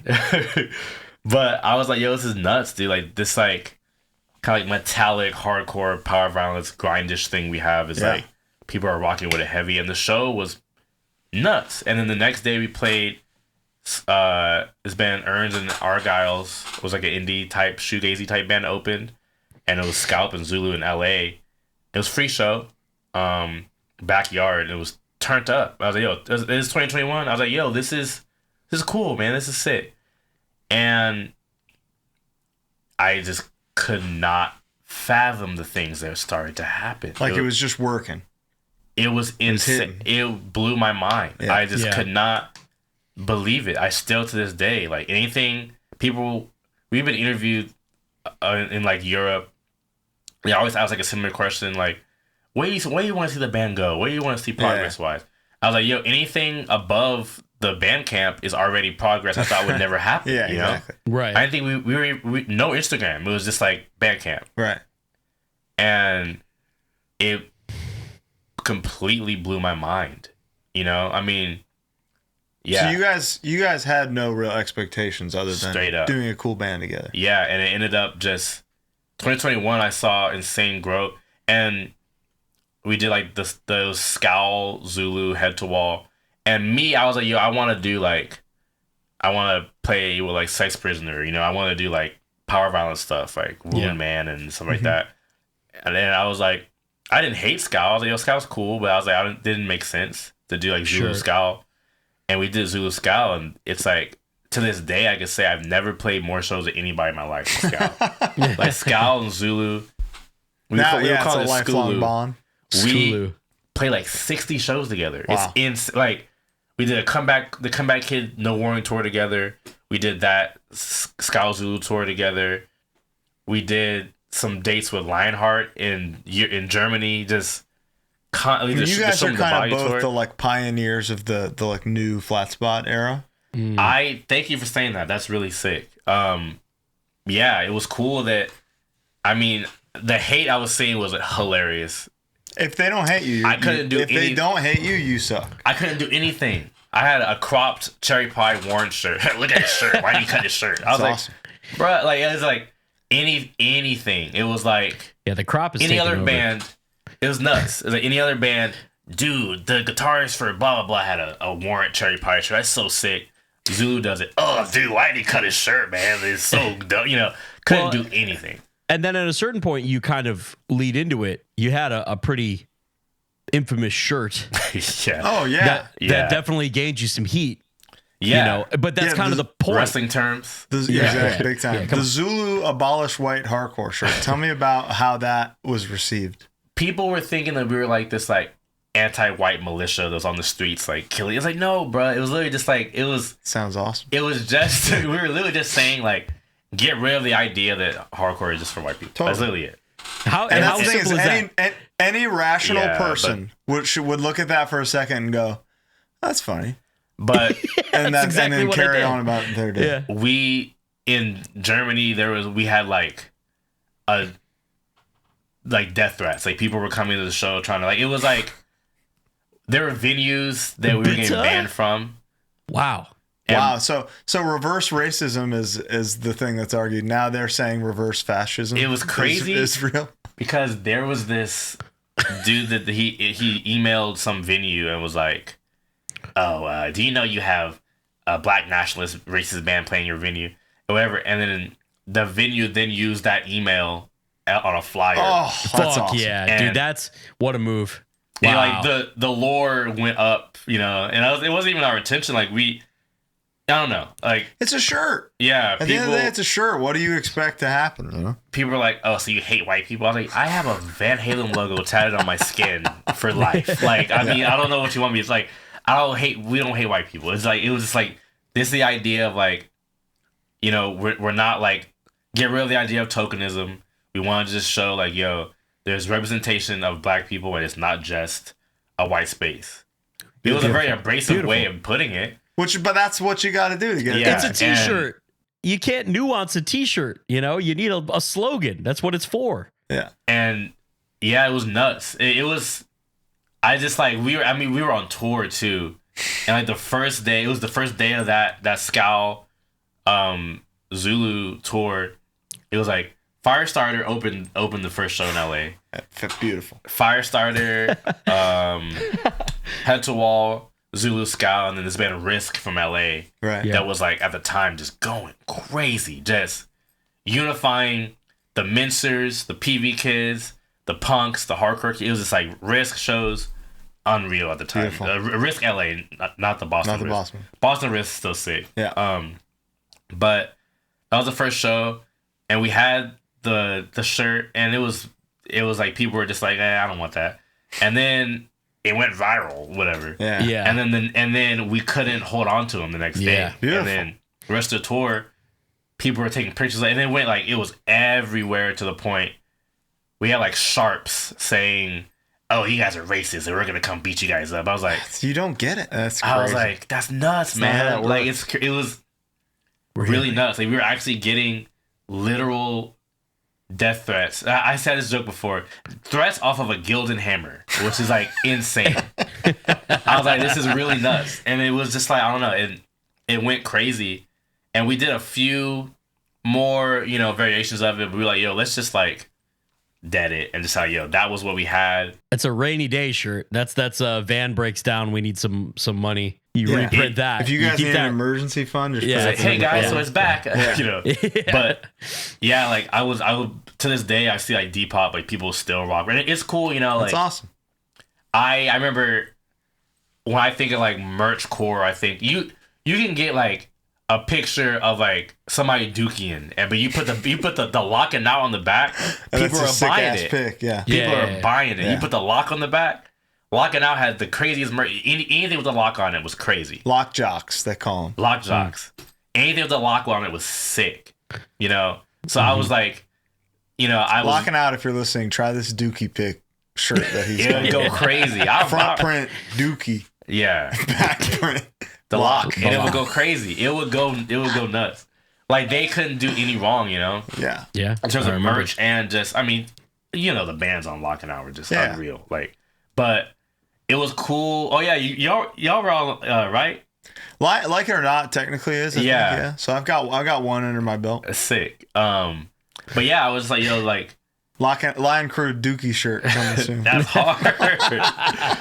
Just the idea of being in a band at the time, in a hardcore band that was just able to just have people have the merch or like was just cool. Like I set very realistic goals. I just want people to like the music or just like the merch or just like us or at least know what we're doing. And that shirt just blew up. It was insane. Yeah. It happens. Ultimately, it's like it's ancient history now. It's crazy. But I would say it did way more good than bad for the band. It was nuts. But in Europe, though, we ran into a lot. People were really on us. That's so backwards. It is backwards. We did our first European tour maybe like almost a year after that. And so a year later it was still the talk of the town. Yeah, it was like hell. But in like a bad way, like like stuff like people there'd be like allegedly there was a militia and I think it was Outbreak. And really? There was allegedly a militia that was stopped outside before they got to us, which I don't know the validity of that, but I was told that by like 2 or 3 sources. Like a racist militia? Yeah, they were like, okay. They're like, yo, we're not gonna let this happen. In Berlin a few times. Recently in Berlin, we were speaking on Palestine. Yeah. And we had some shows almost get canceled. Jesus Christ. This was when I say recently, I mean this was 2 months ago in Berlin. recent. But, yeah. And is this threats from groups saying they're anti-fascist and mad at the shirt, or like neo-Nazis who are mad at the shirt? And this past few a few months ago, it was they're anti-Semitism because we were against Zionism. I was like, doesn't really add up, but not at all. Well, what about before that with just the shirt shit? Was were they? Was it 2022? It was actual like neo-Nazis. Like, yo. Well, I'm not sure if it was Berlin with neo-Nazis. That at least makes more sense. Yeah, like, but it does. But I mean, it was far right. Being so fascist that you're mad at that makes sense. But I can also see the extreme left. Yeah, being like you said with the email being so anti-fascist that you think It's crazy. This black band is a performing an act of fascism. It was so nuts. And I remember I was holding up the Abolish White Hardcore shirt on Twitter with the cherry pie shirt on. and the Van Halen necklace just glistening. I was like, bro, I don't know. But people lack self-awareness. 100%. Some people don't really understand. No. The singer of a band I used to like a lot was like, oh, this band can never come to insert city in California.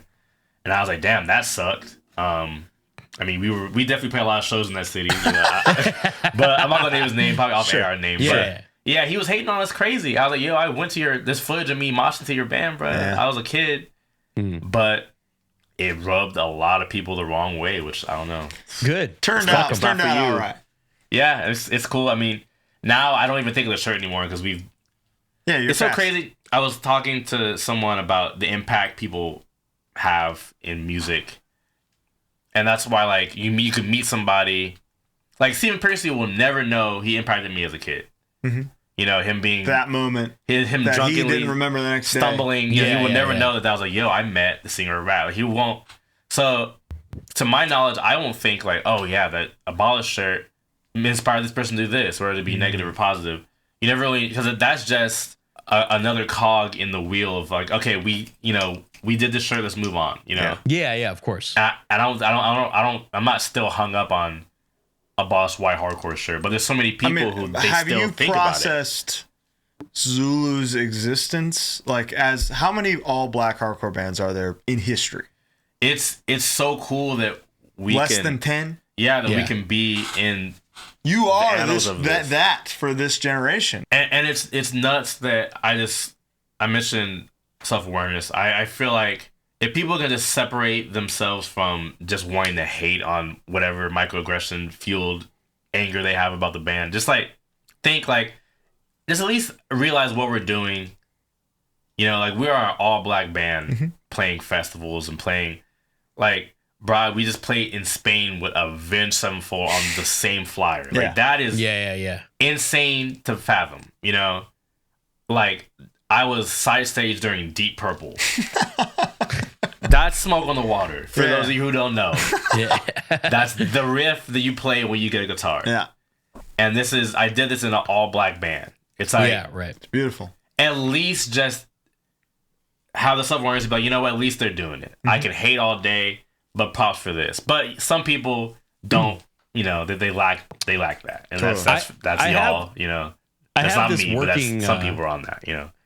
Yeah, I think just what you guys are doing is ultimately like the most beautiful thing. Thank you. Just thinking about like the young black hardcore kids who will pick up an instrument.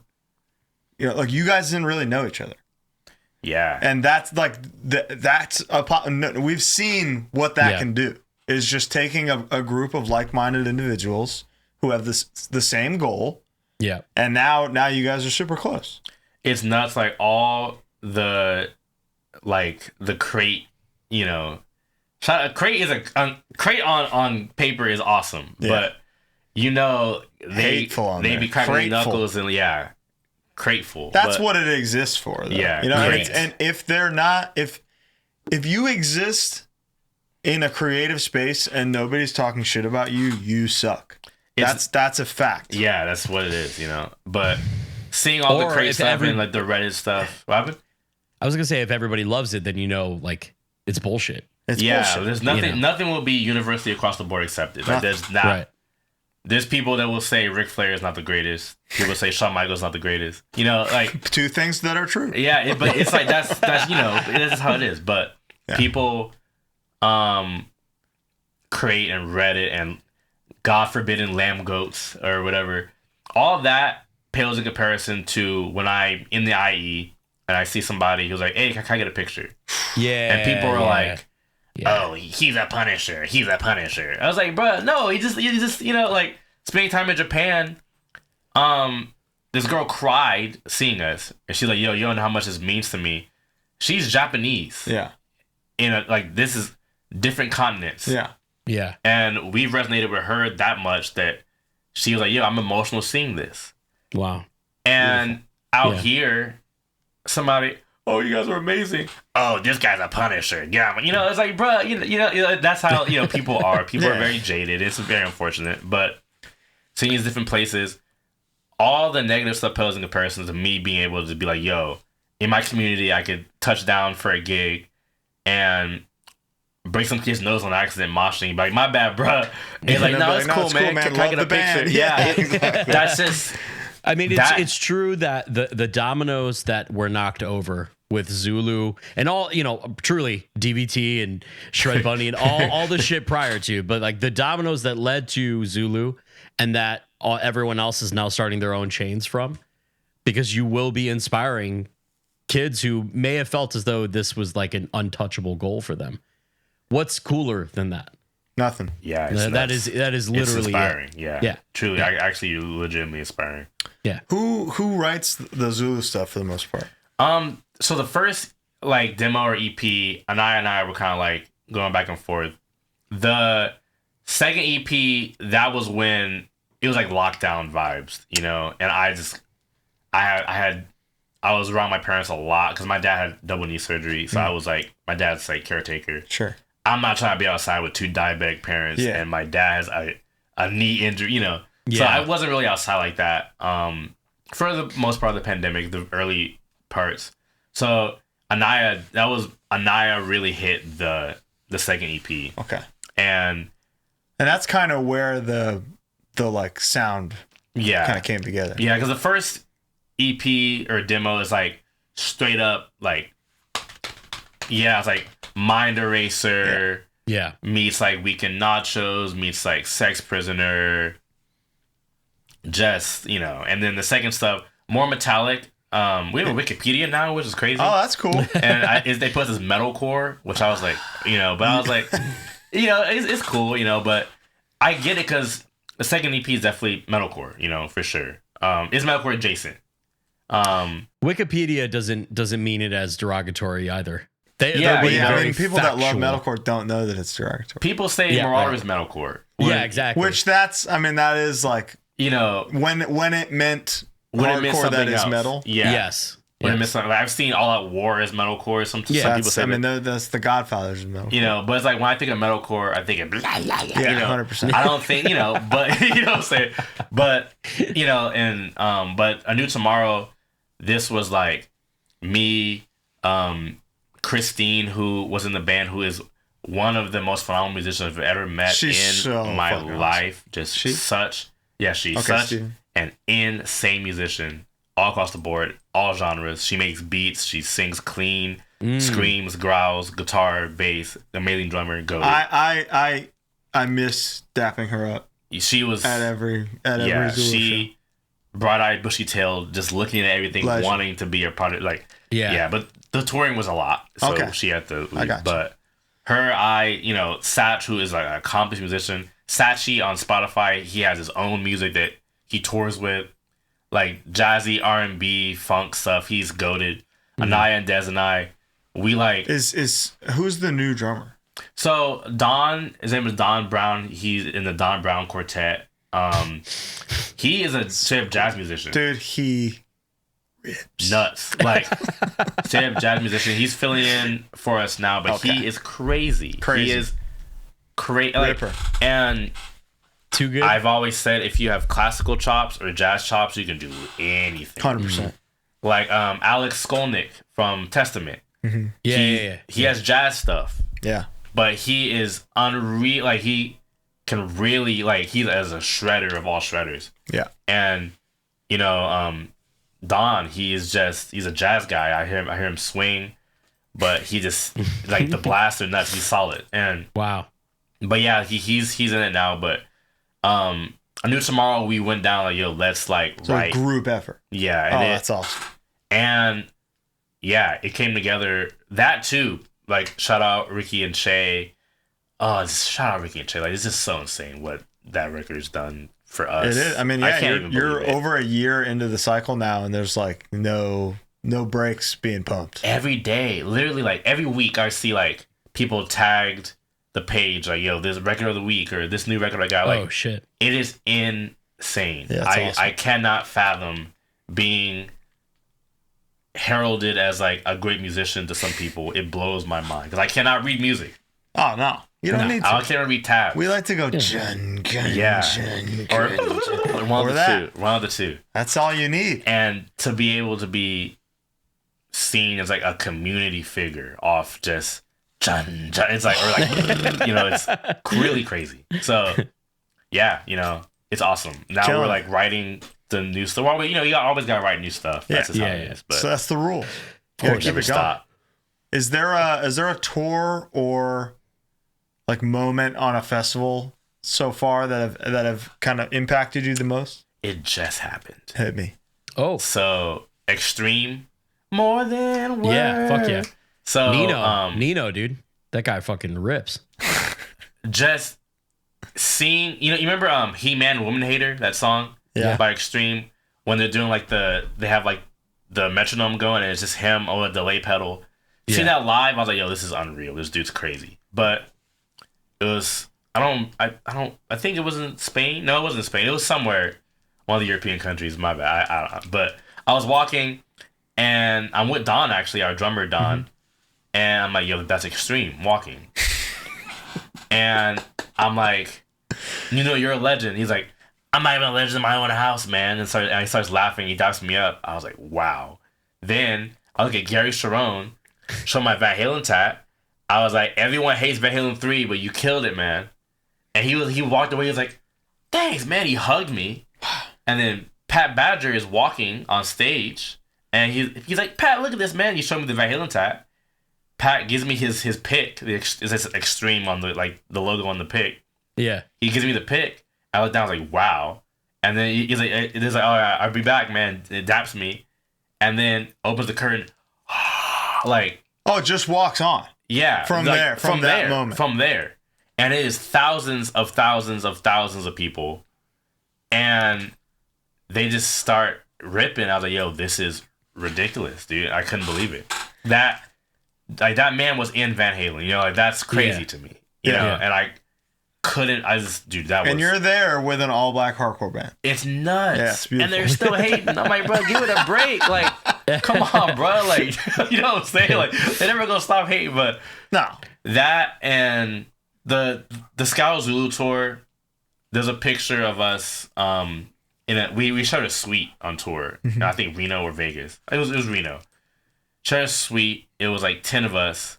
No, it was at the time 9 of us because Scout wasn't a 5-piece yet. Okay.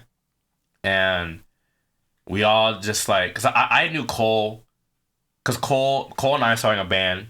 Oh. Also, straight up, speaking of locking out, straight up just like Boston, early 2000s, just where it's at. Okay. Oh, chilling the most, just letting them know what's going on, I'm going to love it.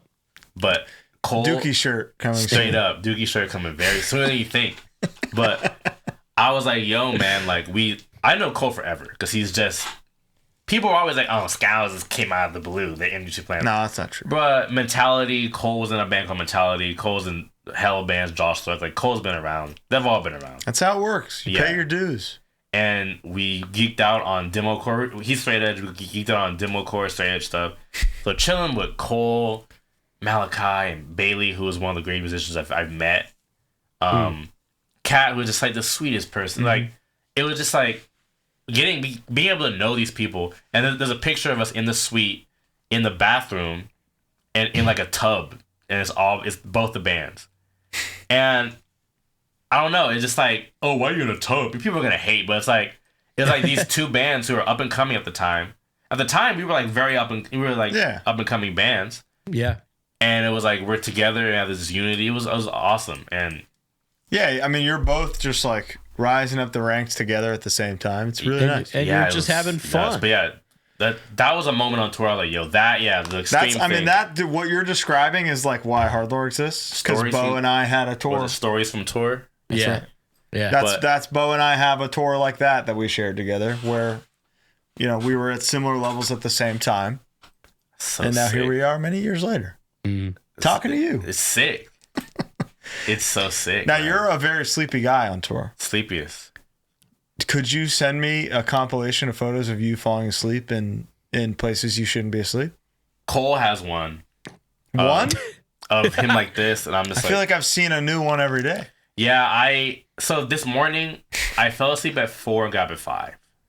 4 a.m. 4 a.m. and got up at 5. Now, what's I've been the deal with ever that? since. Insomnia. It's not the best vibe. You ever take Benadryl?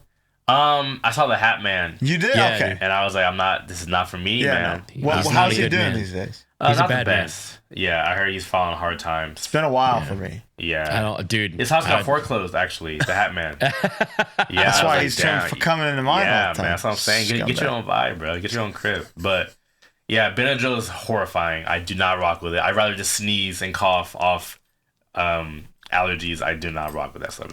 What's your sleep method, Bo? Now, what do you mean? Yeah, don't you take a thing?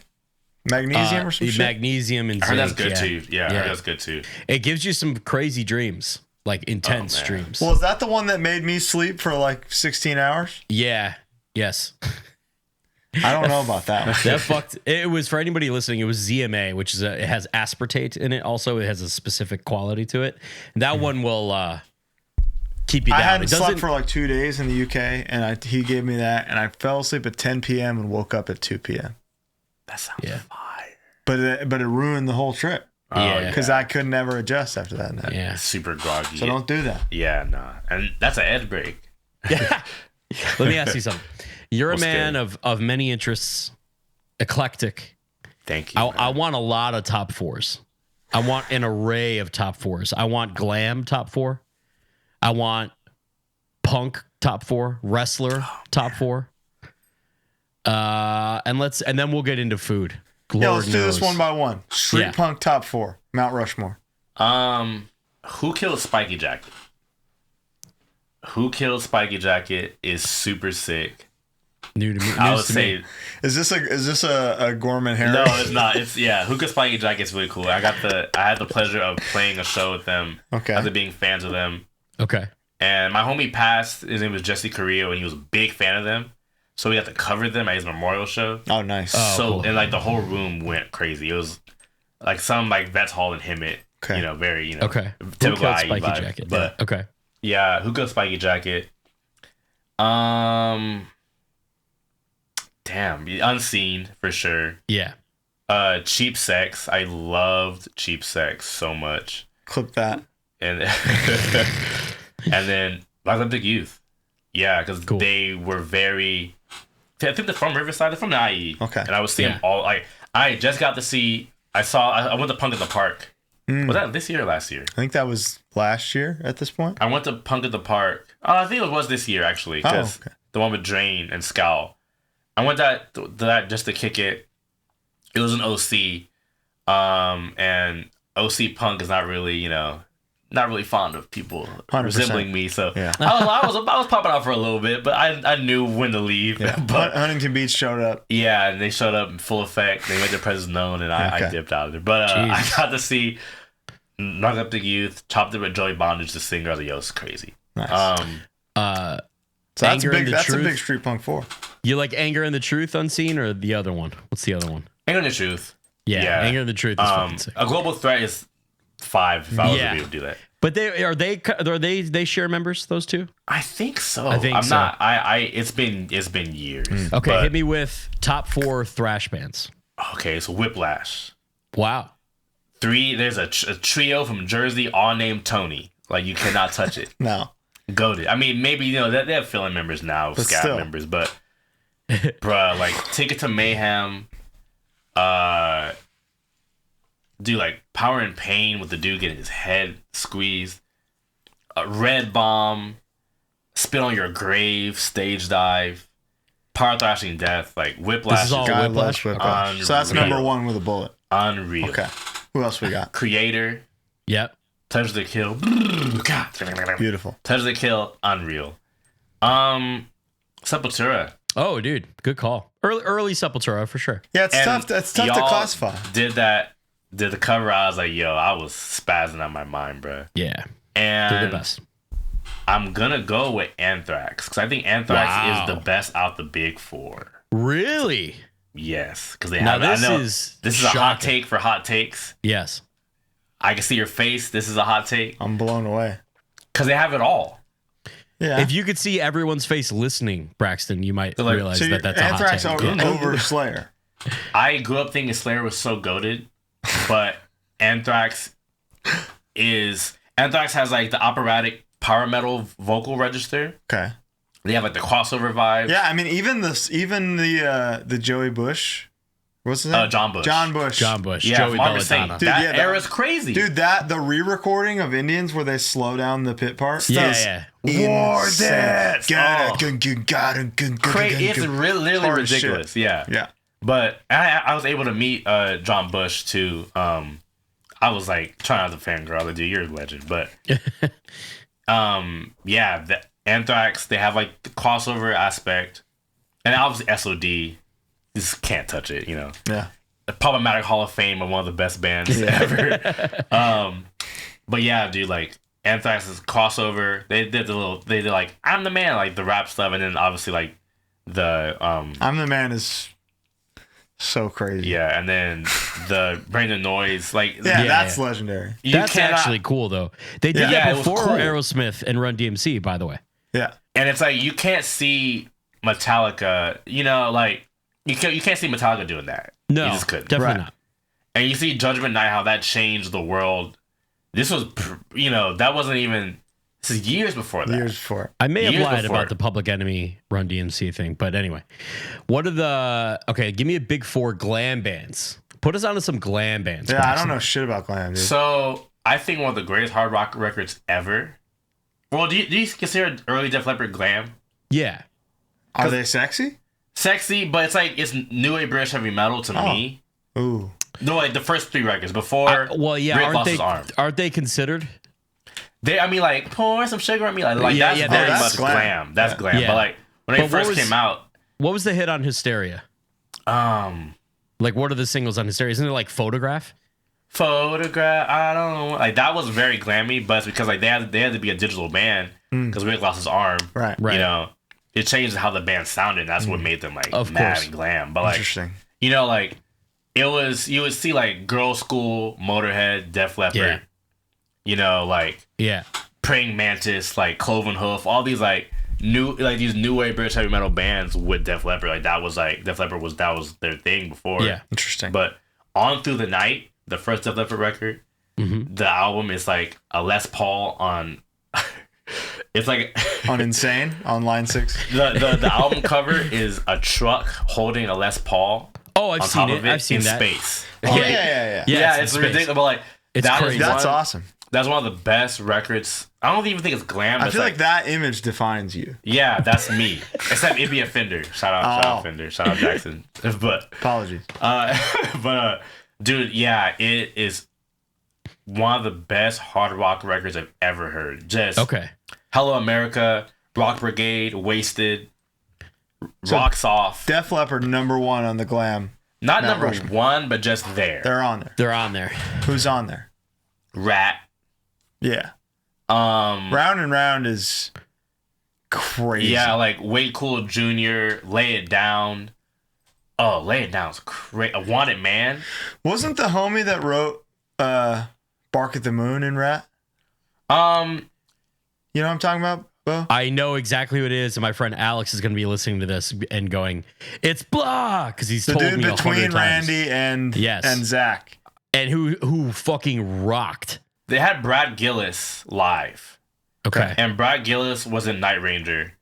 And he had a band called Rubicon. He was just... So, Randy died on that tour. So, they had Brad Right. Gillis do the tour.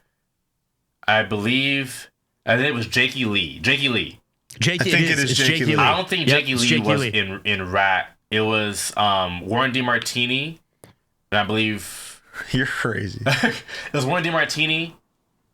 I forgot the other No, guitar. you know I'm looking it enough up. already. Don't worry. Yeah, I'm but not gonna- it was I'm Warren not D- going to press you for Rats. Warren full member DeMartini list. and Robin Crosby. Robin Crosby, who Okay. passed, unfortunately. But it was Robin Crosby and Warren DeMartini. Juan Crochar, I can't really say his last name, and Bobby Blotzer was the drummer. Bobby Blotzer was on drums. And You're so real. It's crazy. they dude. still be hating. That's crazy, bro. I know. Well, Okay, so you we know, got- We got Def Leppard, Rat. Rat. Wasp. Wasp is number one. Wasp is number one. Okay. Is Wasp fuck like a beast? Yes. Yeah. That's Animal. crazy. That song is unreal.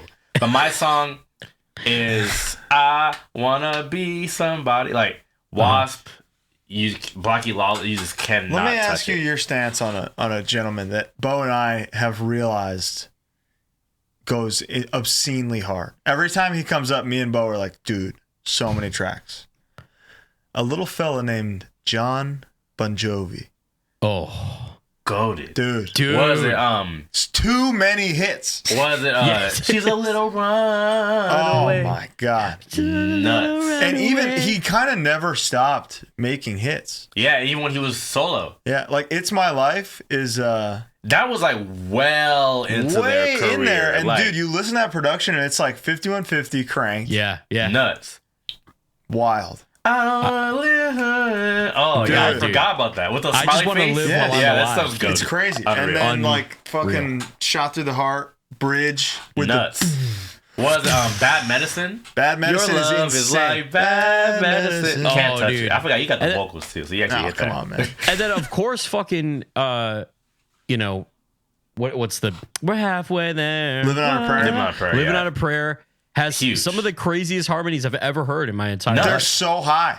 I don't know how it's possible. Living on a Prayer is better than any Journey song. And Richie Sambora himself is goated. He has a solo. Yeah. He has solo stuff. That's the riffer, right? Richie Sambora, Yeah, he's the riffer, yeah, and he yeah. does the backing vocals. Like Richie Sambora, it's like, he was the guy. Like it's like Jerry Cantrell and Lane. Yeah. Like Lane's Oh, obviously okay. goated, rest in peace. Yeah. But like Jerry was the guy in the back, like that held it.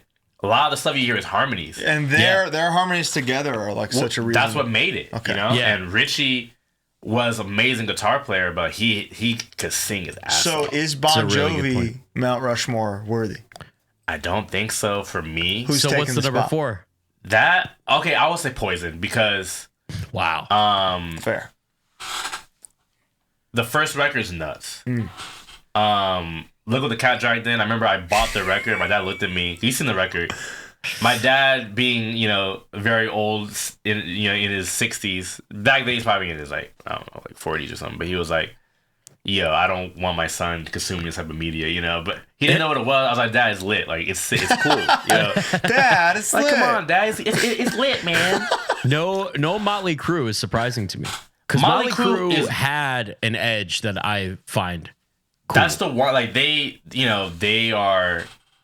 That's obviously Mount Rushmore. That's the Beatles of glam, glam. to elsewhere, but Yeah, but Personal. for me, I love Motley Crue. The John Corabi stuff is like not for me. I mean Yeah. that was one record, obviously, but Yeah. I love Motley Crue a lot. But Poison for me, like look at the Cat Dragged In, like the riff, dun, dun, dun, dun, dun, like it's really nuts. Like it's unreal. And even CC, when they dude. moved on, they had Richie Kotzen as the guitarist. Like that is crazy. you Is know that- so is many that- names. Is that instead of CC or is that with CC? Oh, that was CC left, and then they had Richie Oh. Kotzen, and Richie Kotzen I didn't know that. Shrapnel Records, like just a shred, like well overqualified for Poison. No offense to Poison, but Bobby Dahl is holding down on bass, but Richie is just like Yeah. insane. Do you bring all of this with you into writing for Zulu? Yeah. So you'll be like, yo, this warrant part, guys, we should rip this off. I wanted to rip the look at the Cat Dragged In riff. Okay. Uh-huh. Dun, dun, dun, dun, dun, dun, dun. It's just so simple and it's so sick. Judgment Day by Integrity. Yeah. Oh yeah. But my favorite Poison song ever is "Life Goes On." Uh-huh. I like. It's beautiful. It is a beautiful. I think it's on Flesh and Blood. Is the name of the record. Uh-huh. Like third record. Is there, Beautiful. and you don't have to say the part. Are there hidden amongst the Zulu Yes. discography? Yes. Glam Yes. riff. yeah. Fuck yeah. For sure. I mean, But Colin, That's You're- how you do it. You You're a take champion. something. Yeah, you're a champion it. of that. That's your And that's method. my whole thing. Is Yeah. take it from somewhere else, turn it into hardcore. Like I have a new band called Encase that's like coming soon. I don't know when this is gonna drop. The demo might be out Next by then. Thursday. Well, it won't be out by then. But Godsmack is an unreal ass band that is not. People don't think that you don't think about it. Godsmack is so sick. I listen to Godsmack, and I'm trying to do like some of this stuff for Encased. And I'm like, yo, like, take it, flip it, whip it. So in case your new hardcore band has Godsmack vibes? Here's how I say it's like Godsmack riffage on like Soulfly, Sepultura, some groovy obituary put into a context of VOD and early Snapcase. Like Looking Glass Self, Snapcase. Okay. Supposedly, the singer of Godsmack was Edge. He's so got legend. He's got a big amazing drummer too. He's got a big back tattoo, a big 3 X's on his back. What? Yeah. Legend.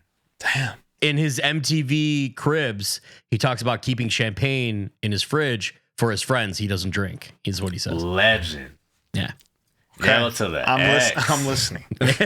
So what about? One more. You? I got one more. Yeah. I want Big 4 wrestlers to round us out. CM Punk. Yeah. Like just obviously. Yeah. Next question. I watched Raw yesterday. I didn't get a chance to watch. Who else is Monday. getting you to watch Raw? Yeah. Dude. Who else got me to watch SummerSlam? It was Punk's match. That's why I watched. Yeah, literally legend. And if he watches this, shout out, bruh. He's so lit. But Shawn Michaels. It's my number one. Just fashion vibes also, like it influenced how I dress sometimes. And like big in the glam, obviously, like you know. But so seeing the rockers like Marty Jannetty, like that glam stuff crossover into wrestling was so cool to me. And that guy was cool and like sexy to women, you know, wearing this like the outfit, the short shorts, yeah. Y'all see me with those itty bitty ass shorts. Dude, the shorts were sick. That's HBK for straight up. Yeah. Wow. But so if we asked who do you do when you're playing live for Zulu, the answer is some glam guy and Shawn Michaels. Probably. Yeah. Fucking awesome.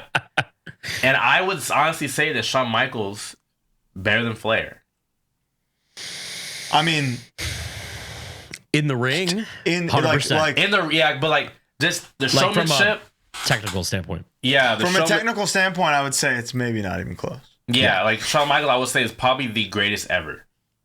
I think that's what Flair says too. Yeah, and Flair says that. Yeah. And HBK says Flair says HBK. But I would say Chris Benoit, but I know that's a faux pas. Like the censor. So yeah, it's Shawn Michaels, totally. It might be Bryan Danielson, to be honest. What's nuts is that I soundcheck with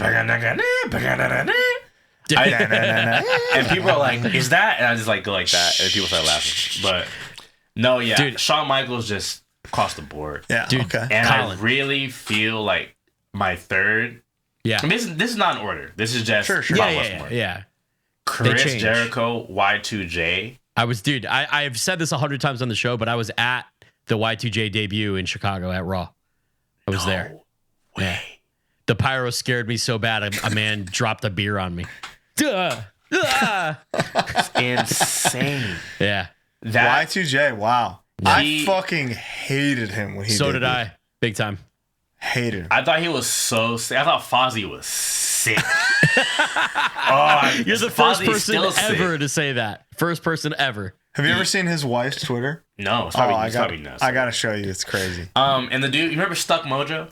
Yeah. Dude from Stuck Mojo's in Fozzy. It's crazy. Oh, yo, this is just so, dude, it's nuts. But I would think Y2J is surpassing Shawn Michaels in goatdom. Okay, I don't know. There could be an argument that somebody could have a very valid point that Jericho is better than Shawn Michaels. No, what's the best Jericho match? Yeah, hold on. I can tell you 15 Shawn Michaels matches. Against Shawn Michaels. The last... Exactly, you got carried. The last one before they went PG with like the blood. Right. You remember the last blood match. But... Listen, I got nothing but respect for Jericho's ability. I don't think he's better than Shawn Michaels. To reinvent himself. Yeah. But Shawn carried... Shawn and Brett carried the company during an era where like they should have lost. Yeah, I don't think he's better than Shawn Michaels. Jericho never had a Razor Ramon ladder match-esque thing, and then never finished his career like the Undertaker WrestleMania match. The Saudi Arabia match. Well, I mean, come on. We can... Yeah, we don't. What's Jericho been doing? That was a paycheck. We got to give our man a pass for that. Yeah, what's Jericho been doing the last 10 years? But also, Jericho might not be a weird evangelical Christian. Yeah, but But he also might be.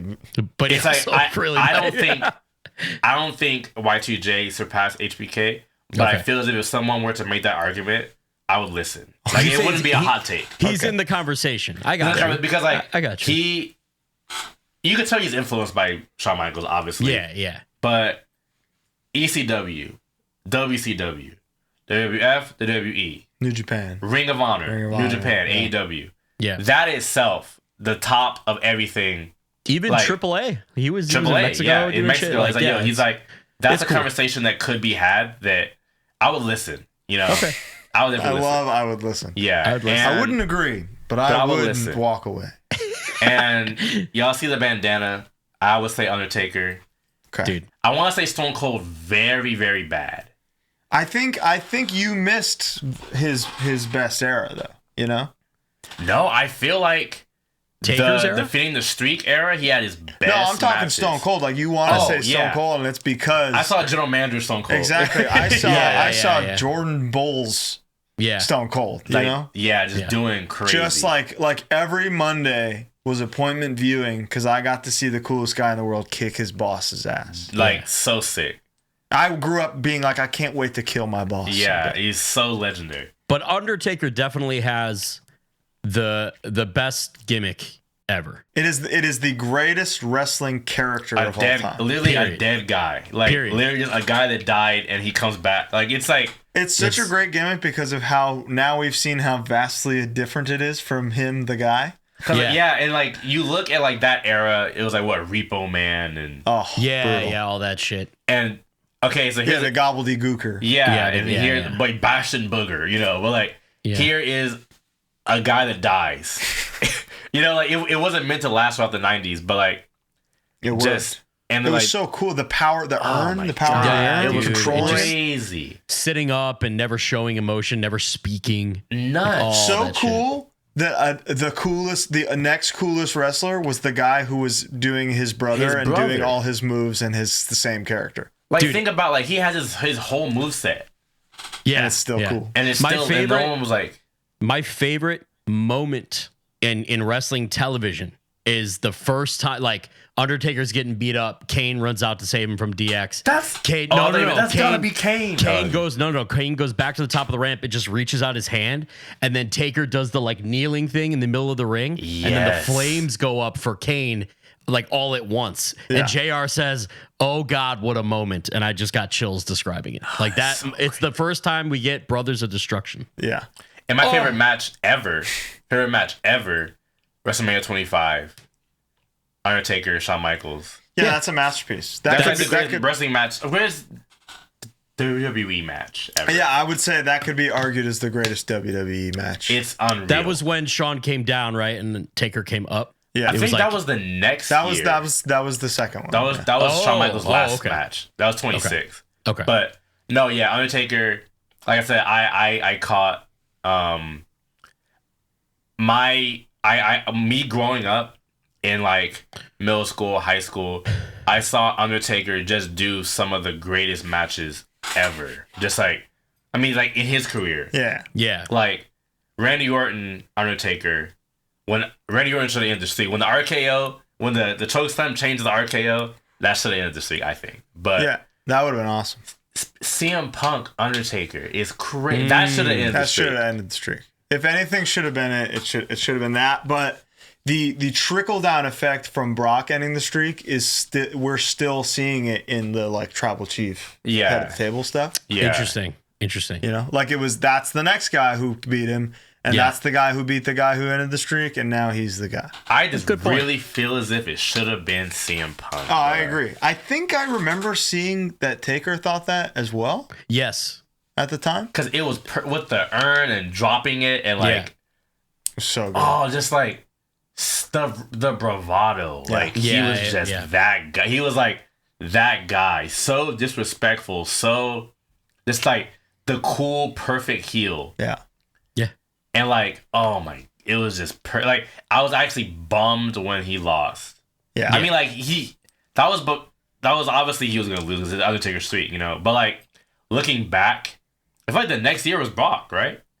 And the next year was Brock. Yeah, so it like was that close. I didn't know that. Yeah, I think it was the very next year. It was Brock, and I was like, damn, dude, it just should have. I mean, I was obviously everyone was in shock. Yeah. But I was like, it should have been CM Punk. Not even being a Glazer. I really feel it. Yeah. Because like the story. I mean, with Brock Lesnar, I didn't even watch. The Brock Lesnar Undertaker match was not even that good. It was not that good, and then Undertaker got concussed. Yeah, like immediately. But CM Punk Undertaker was a masterpiece. It was so good. From storytelling standpoint, I mean, obviously Paul Bearer died. That sucks. That was, but it was like the perfect storm of just like, yo, this could be. And that's why it was, the triumph of him winning makes more sense in the long run. I get that, but like, just the buildup was just like it was. Yeah. Brock Undertaker was just, you know what, I want to beat the streak, and that's But CM Punk Undertaker, there was like so much going on, and there was some matches where Undertaker's streak where it's like, I want to be the guy who beats the streak, and there's no story behind it. Yeah. Yeah, it's just I want to do it. Yeah. Yeah, Randy Orton, Undertaker, I'm the legend killer. The legend killer. That was the final boss, legend killer. That should have been maybe Orton's best match ever. I mean, Orton has he's hit or miss for me. Orton, I feel as if is in conversation of all time great.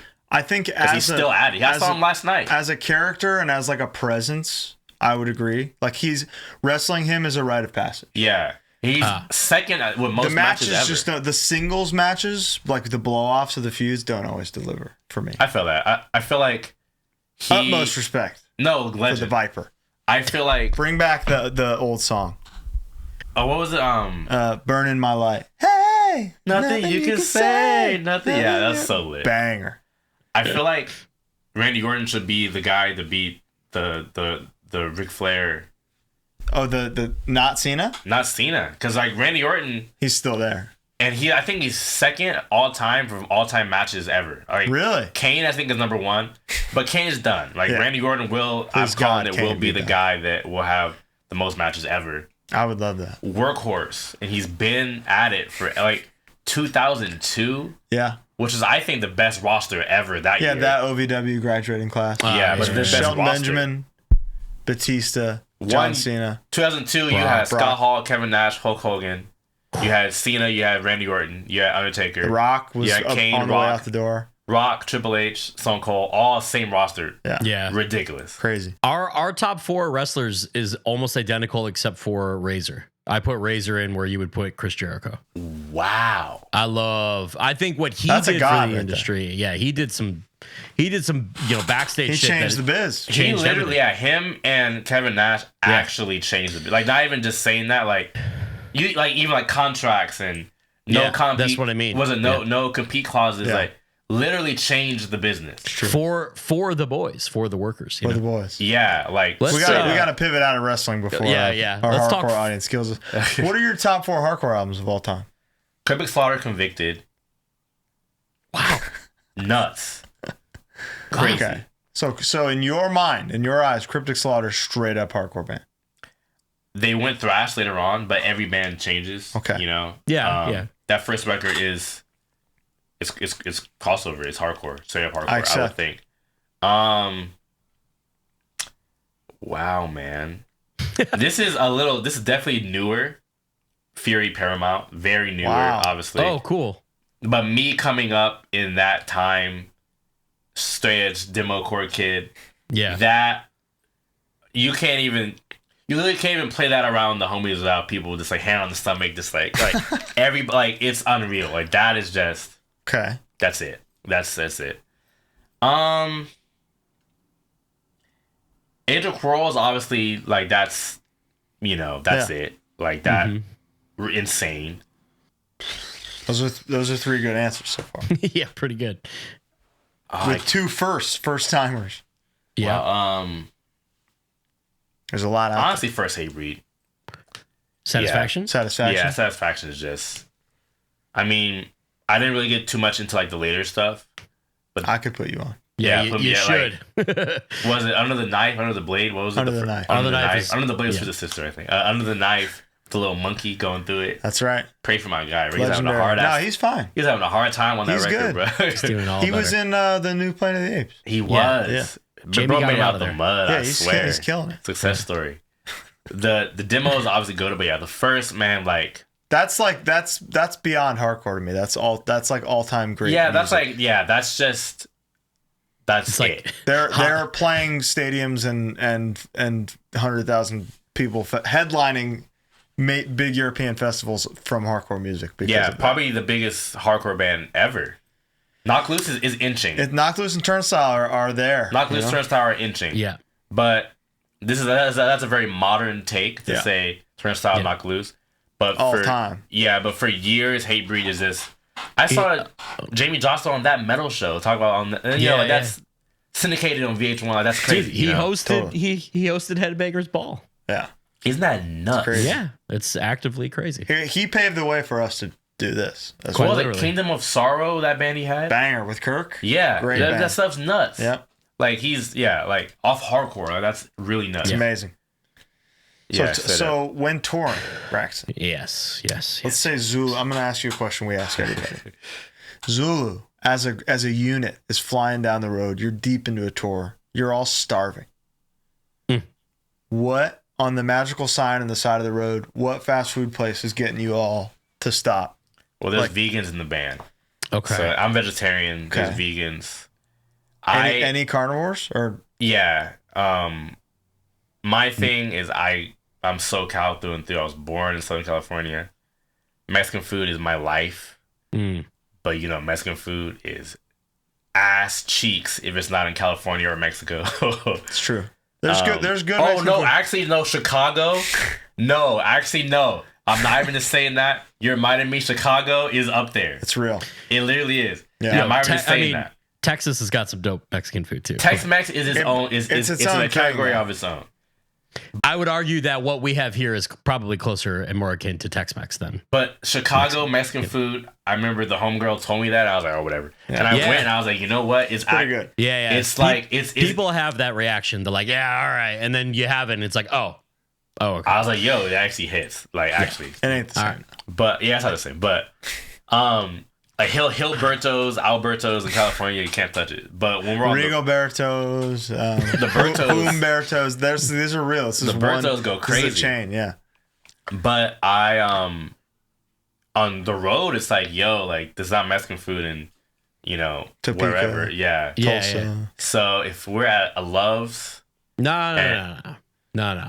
This is like restaurants, No, but if we're at a Love's and you see like Love's, Bojangles, whatever, and you see the beautiful orange sign that is Popeye. Oh, dude. I don't even eat chicken. I'm vegetarian. What can you get there? Them dry ass biscuits. You are not a real eater until you can take down a dry biscuit. Yeah. Damn. Don't talk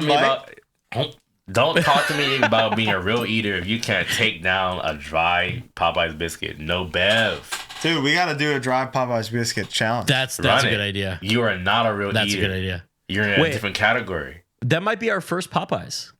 No, Zumo's Popeyes.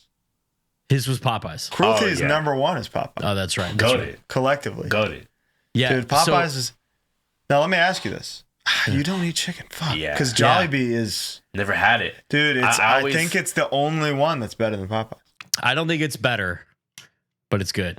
I don't think it's better than Popeyes, but it is. You didn't have this batch I had, dude. You're right. It was a good batch. It was made with absolute love. The entire staff was Filipino. Oh, that's how you know it's valid. Every single person in there. I walked in, thank you, Lord. Dude, it's the spicy is unbelievable. There's a Jollibee right next to this train station in K-Town. I want to tap in because the spaghetti looks fire. Dude, it's wild. Is it vegetarian? This is the spaghetti? There might be meat in it, but there might be a vegetarian one. It's a good question. It's weird, dude. How long you been vegetarian? Since 2018. What's up with that? Big year. Huge year. Huge. Yeah. 2018 was that year. 2018, like I said, we were in the trenches. Yeah. Like eating gas station hot dogs, all that crazy ass stuff. I was like, bro, I can't do this. And I've been vegetarian since 2018. I'm considering going vegan as of this year. Okay. Oh, wow. Because dairy I can't. It's just like the body wasn't meant to process like cow titty juice, So I'm just like, I don't know. Maybe yours wasn't. I would take down a strawberry shake. Like, Strawberry Shake shudder in fear when they know I'm about to hit the roof. Okay, they hate to see you coming? I'll work a Strawberry Shake to death and back. Don't get me started. But I know a big buck hates to see me coming. I'm saying, see? Because I'm hunting them left and right. That's what it is. Oreo cream shake is over. But oh my God. The Carl's Jr. ones? Cookies and cream with a little cherry on top. Crazy, Dude, the fucking Chick-fil-A Oreo That's shake. the best one, but Carl's is like hard number 2. Carl's and Jack. Yeah. Oh, Jack has good shakes too. It's I about all spaz on cookies and cream shake. But I don't know. It's just like I'm just trying to like move away from dairy and eggs and whatnot. Hey, respect. Congrats. But I still work the biscuit from Popeyes. There's got to be butter in that biscuit. There has to be butter in it. First, just the one to get the taste. You get 2. You get the one, just the dry one. Yeah, you know, I'm saying those biscuits are made with butter in them. 100%. Are they? Oh yeah. I've had some dry ass ones, I worked at a I worked at a bakery. There just might be butter in the batter, right? Yeah, they're buttermilk biscuits. That's how you make them. I don't know. Butter. I don't know what he's saying. I wouldn't worry about that. Keep eating. But yeah, that the first one's dry. Second one is dessert. So you got the main course, the dry one. Second one, you put the honey in with the Cajun fries. Cajun water cup. You get the what's the ranch called? Is it blackened ranch? Nah, just dry fries. Good for you, man. Really? You're not a sauceman? It's got egg and milk in it. Damn. Damn. I don't know about that. There go my vegan aspirations. Yeah, that's all right. Because you need that biscuit. I do. It's your number one. Yeah, real eaters, I'm telling you, man. Okay, I get it. I mean, making one exception for one thing means... What? You're almost vegan. Yeah, almost. Yeah. Like, there's 2 guys that aren't straight edge in harm's way, and they're still kind of a straight edge band, right? Yeah. There's, it is what it is. Who's counting? Not me. Colin. Obsessively. Apparently. Happy birthday, Nick. Let me ask you something, Braxton. This is really important. Let's go. Do you believe or have you ever seen a specter or ghost? Yeah. Put her there, pal. My friend wants to know. My brother wants to know. Man, he has a Baphomet tattoo on his chest, man. That's the one. Lords of Chaos. Okay, you're lit. Lords of Chaos, before it was the movie, I read the book through him. I got that. Anton LaVey, I knew all that from him. Okay. I was around bro in high school and I saw some stuff I should have never seen. Gave me the heebie-jeebies. Tell me more. Squared. Tell me more. Cubed. What did you see? Heebie-jeebies cubed, if you will. That's the first ever cube on HardLore. It was it was horrifying. Tell me what you saw. I heard upstairs, and it wasn't somebody, handling. It was just like I heard some clapping, some wilding, and there's nobody upstairs. 1, 2, 3. It was just like that and like moaning, and again, it wasn't somebody doing their thing. It was like nobody was upstairs. It wasn't sexual. It was like a knocking. 3? It was just like every periodic knocking and like a moaning. The 3 knocks is the rejection of the Trinity. Wow. News to me. And then I saw I saw things. Like I saw like orbs. Yeah, orbs. Yeah, literally orbs. Like orbs. What time of day did this take place? It was at literally 3 a.m. Witching hour. Shout out Venom. So that's the thing. Witching hour. He wasn't tired though. He's narcoleptic. He's not tired. Yeah, I was up. Or wait, no. That means I'm hella tired. But 3 a.m. I see 3 a.m. almost every night. Okay. Same. Yeah, and that was witching hour, and it was. I was like, dude, this is not it. So you've been into some dark sided activity. Yeah, I've seen. Yeah, and I grew up. My mom told me AC/DC was satanic. Like that's like she was very much church lady. I remember I put up with a Welcome to Hell Venom shirt. And I was hit by my aunt and my mom, and my ear was pulled by my grandma. Yeah, it was all bad. Handicap match vibe. They're very much like Christian. Okay. So I grew up Christian household, so like some of the stuff freaked me out. Okay. Man. So I believe in it. So you're still you're on board. Yeah. You're with me. Yeah, that sounds real. It's real. I can't watch those type of movies because it sounds real. Cause it just hits you. I can see an alien movie. I mean, aliens are real, but you know, I'm not as scared of them. You can see a spectrum before you can see to me. Aliens? Head. Fuck yeah, aliens I can't are like shoot a ghost. Yeah, but here's the problem. Never once in the history of what we know as ghost stories, documented or not, have you heard of a ghost harming someone. That's not true. You don't need to shoot them. You need to shoot that little fucker alien. I'll tell you what. I can. That's why I'm not scared of them. You remember Destroy All Humans? Yeah. What'd you say? The game? Yeah.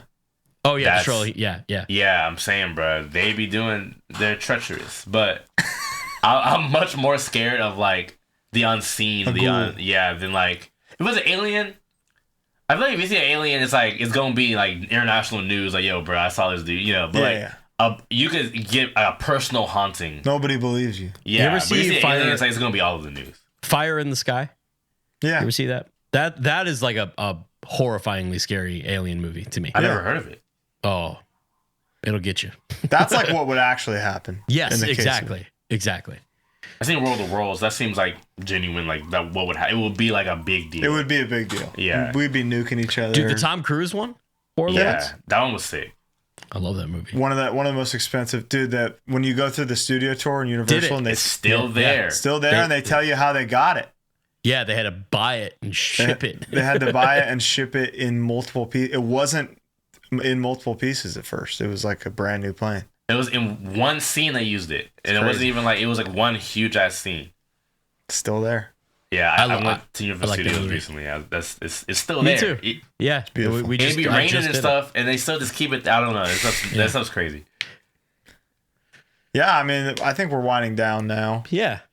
Do you have any closing questions for Braxton, Bo? No, we really covered all of them. It was a lot. I really wanted to get to the bottom of the backlash over the shirt. I think was just we still see it to this day, but I know. But it's cool. It's been more beneficial than anything, I think. Like everyone has like that shirt, you know, like. Well, I mean, not everybody. You hope to have something as iconic as that. Like we trippy main, like the Power Trip shirt, like or a viral live video meme. It's the same thing. Yeah, it's cool. It's all the same shit, you know. You know, it's cool just to have a band that resonates with people. All the other stuff can come second, you know, like all the fanfare and all the, you know, all that can come second. It's just cool to genuinely have a hardcore band or just a band in general, you know, a polka band, whatever. Yeah. That people can be like, yo, I like this band. And that's it. You know, like, oh, cool. Thank you. I did think of something. Braxton, you've become sort of a watermark for me, like a high watermark of a band's set. If I see you watching a band, take off your many necklaces and set them down. My earrings and then go and get in the pit. If I'm unfamiliar with the band, I purposely will like start to watch to see like what is Braxton getting excited for. Dude, that's so sick. If I'm familiar with the band, like Nachos the other day at Sound and Fury, it was like I was showing out. or at Tied Down, it was like I was hella showing out. I was like, I can't wait to see what this is. Dang, were you? Yeah, I don't know. It's just like I like just to be able to just go to shows and have hella fun. Like that's how I became aware of you before we met at the Drain video, but But it would be me playing a set or watching a set and being like, yeah, it was sick. Dude from Zulu was beating ass. Well, we met, I think, Braxton, we met at Baltimore at the Flat Spot thing, at the TUI show. And it was like, Colin was literally like, you're going to love this guy. He loves hardcore and wrestling. And it was like immediate. It was just like, so, you know, I want you to know that your spirit, you got a good spirit, good heart, good energy. We're all in. We're day one Braxton heads. And if you watch this, so sick. I'm sure you are too. Wow. Yeah.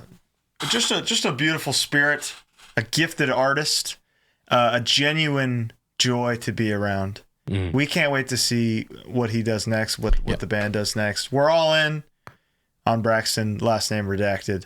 Oh, that's so Thank you so sick, much man. for being here. Thank you, man. Any closing remarks for the people? In case coming soon.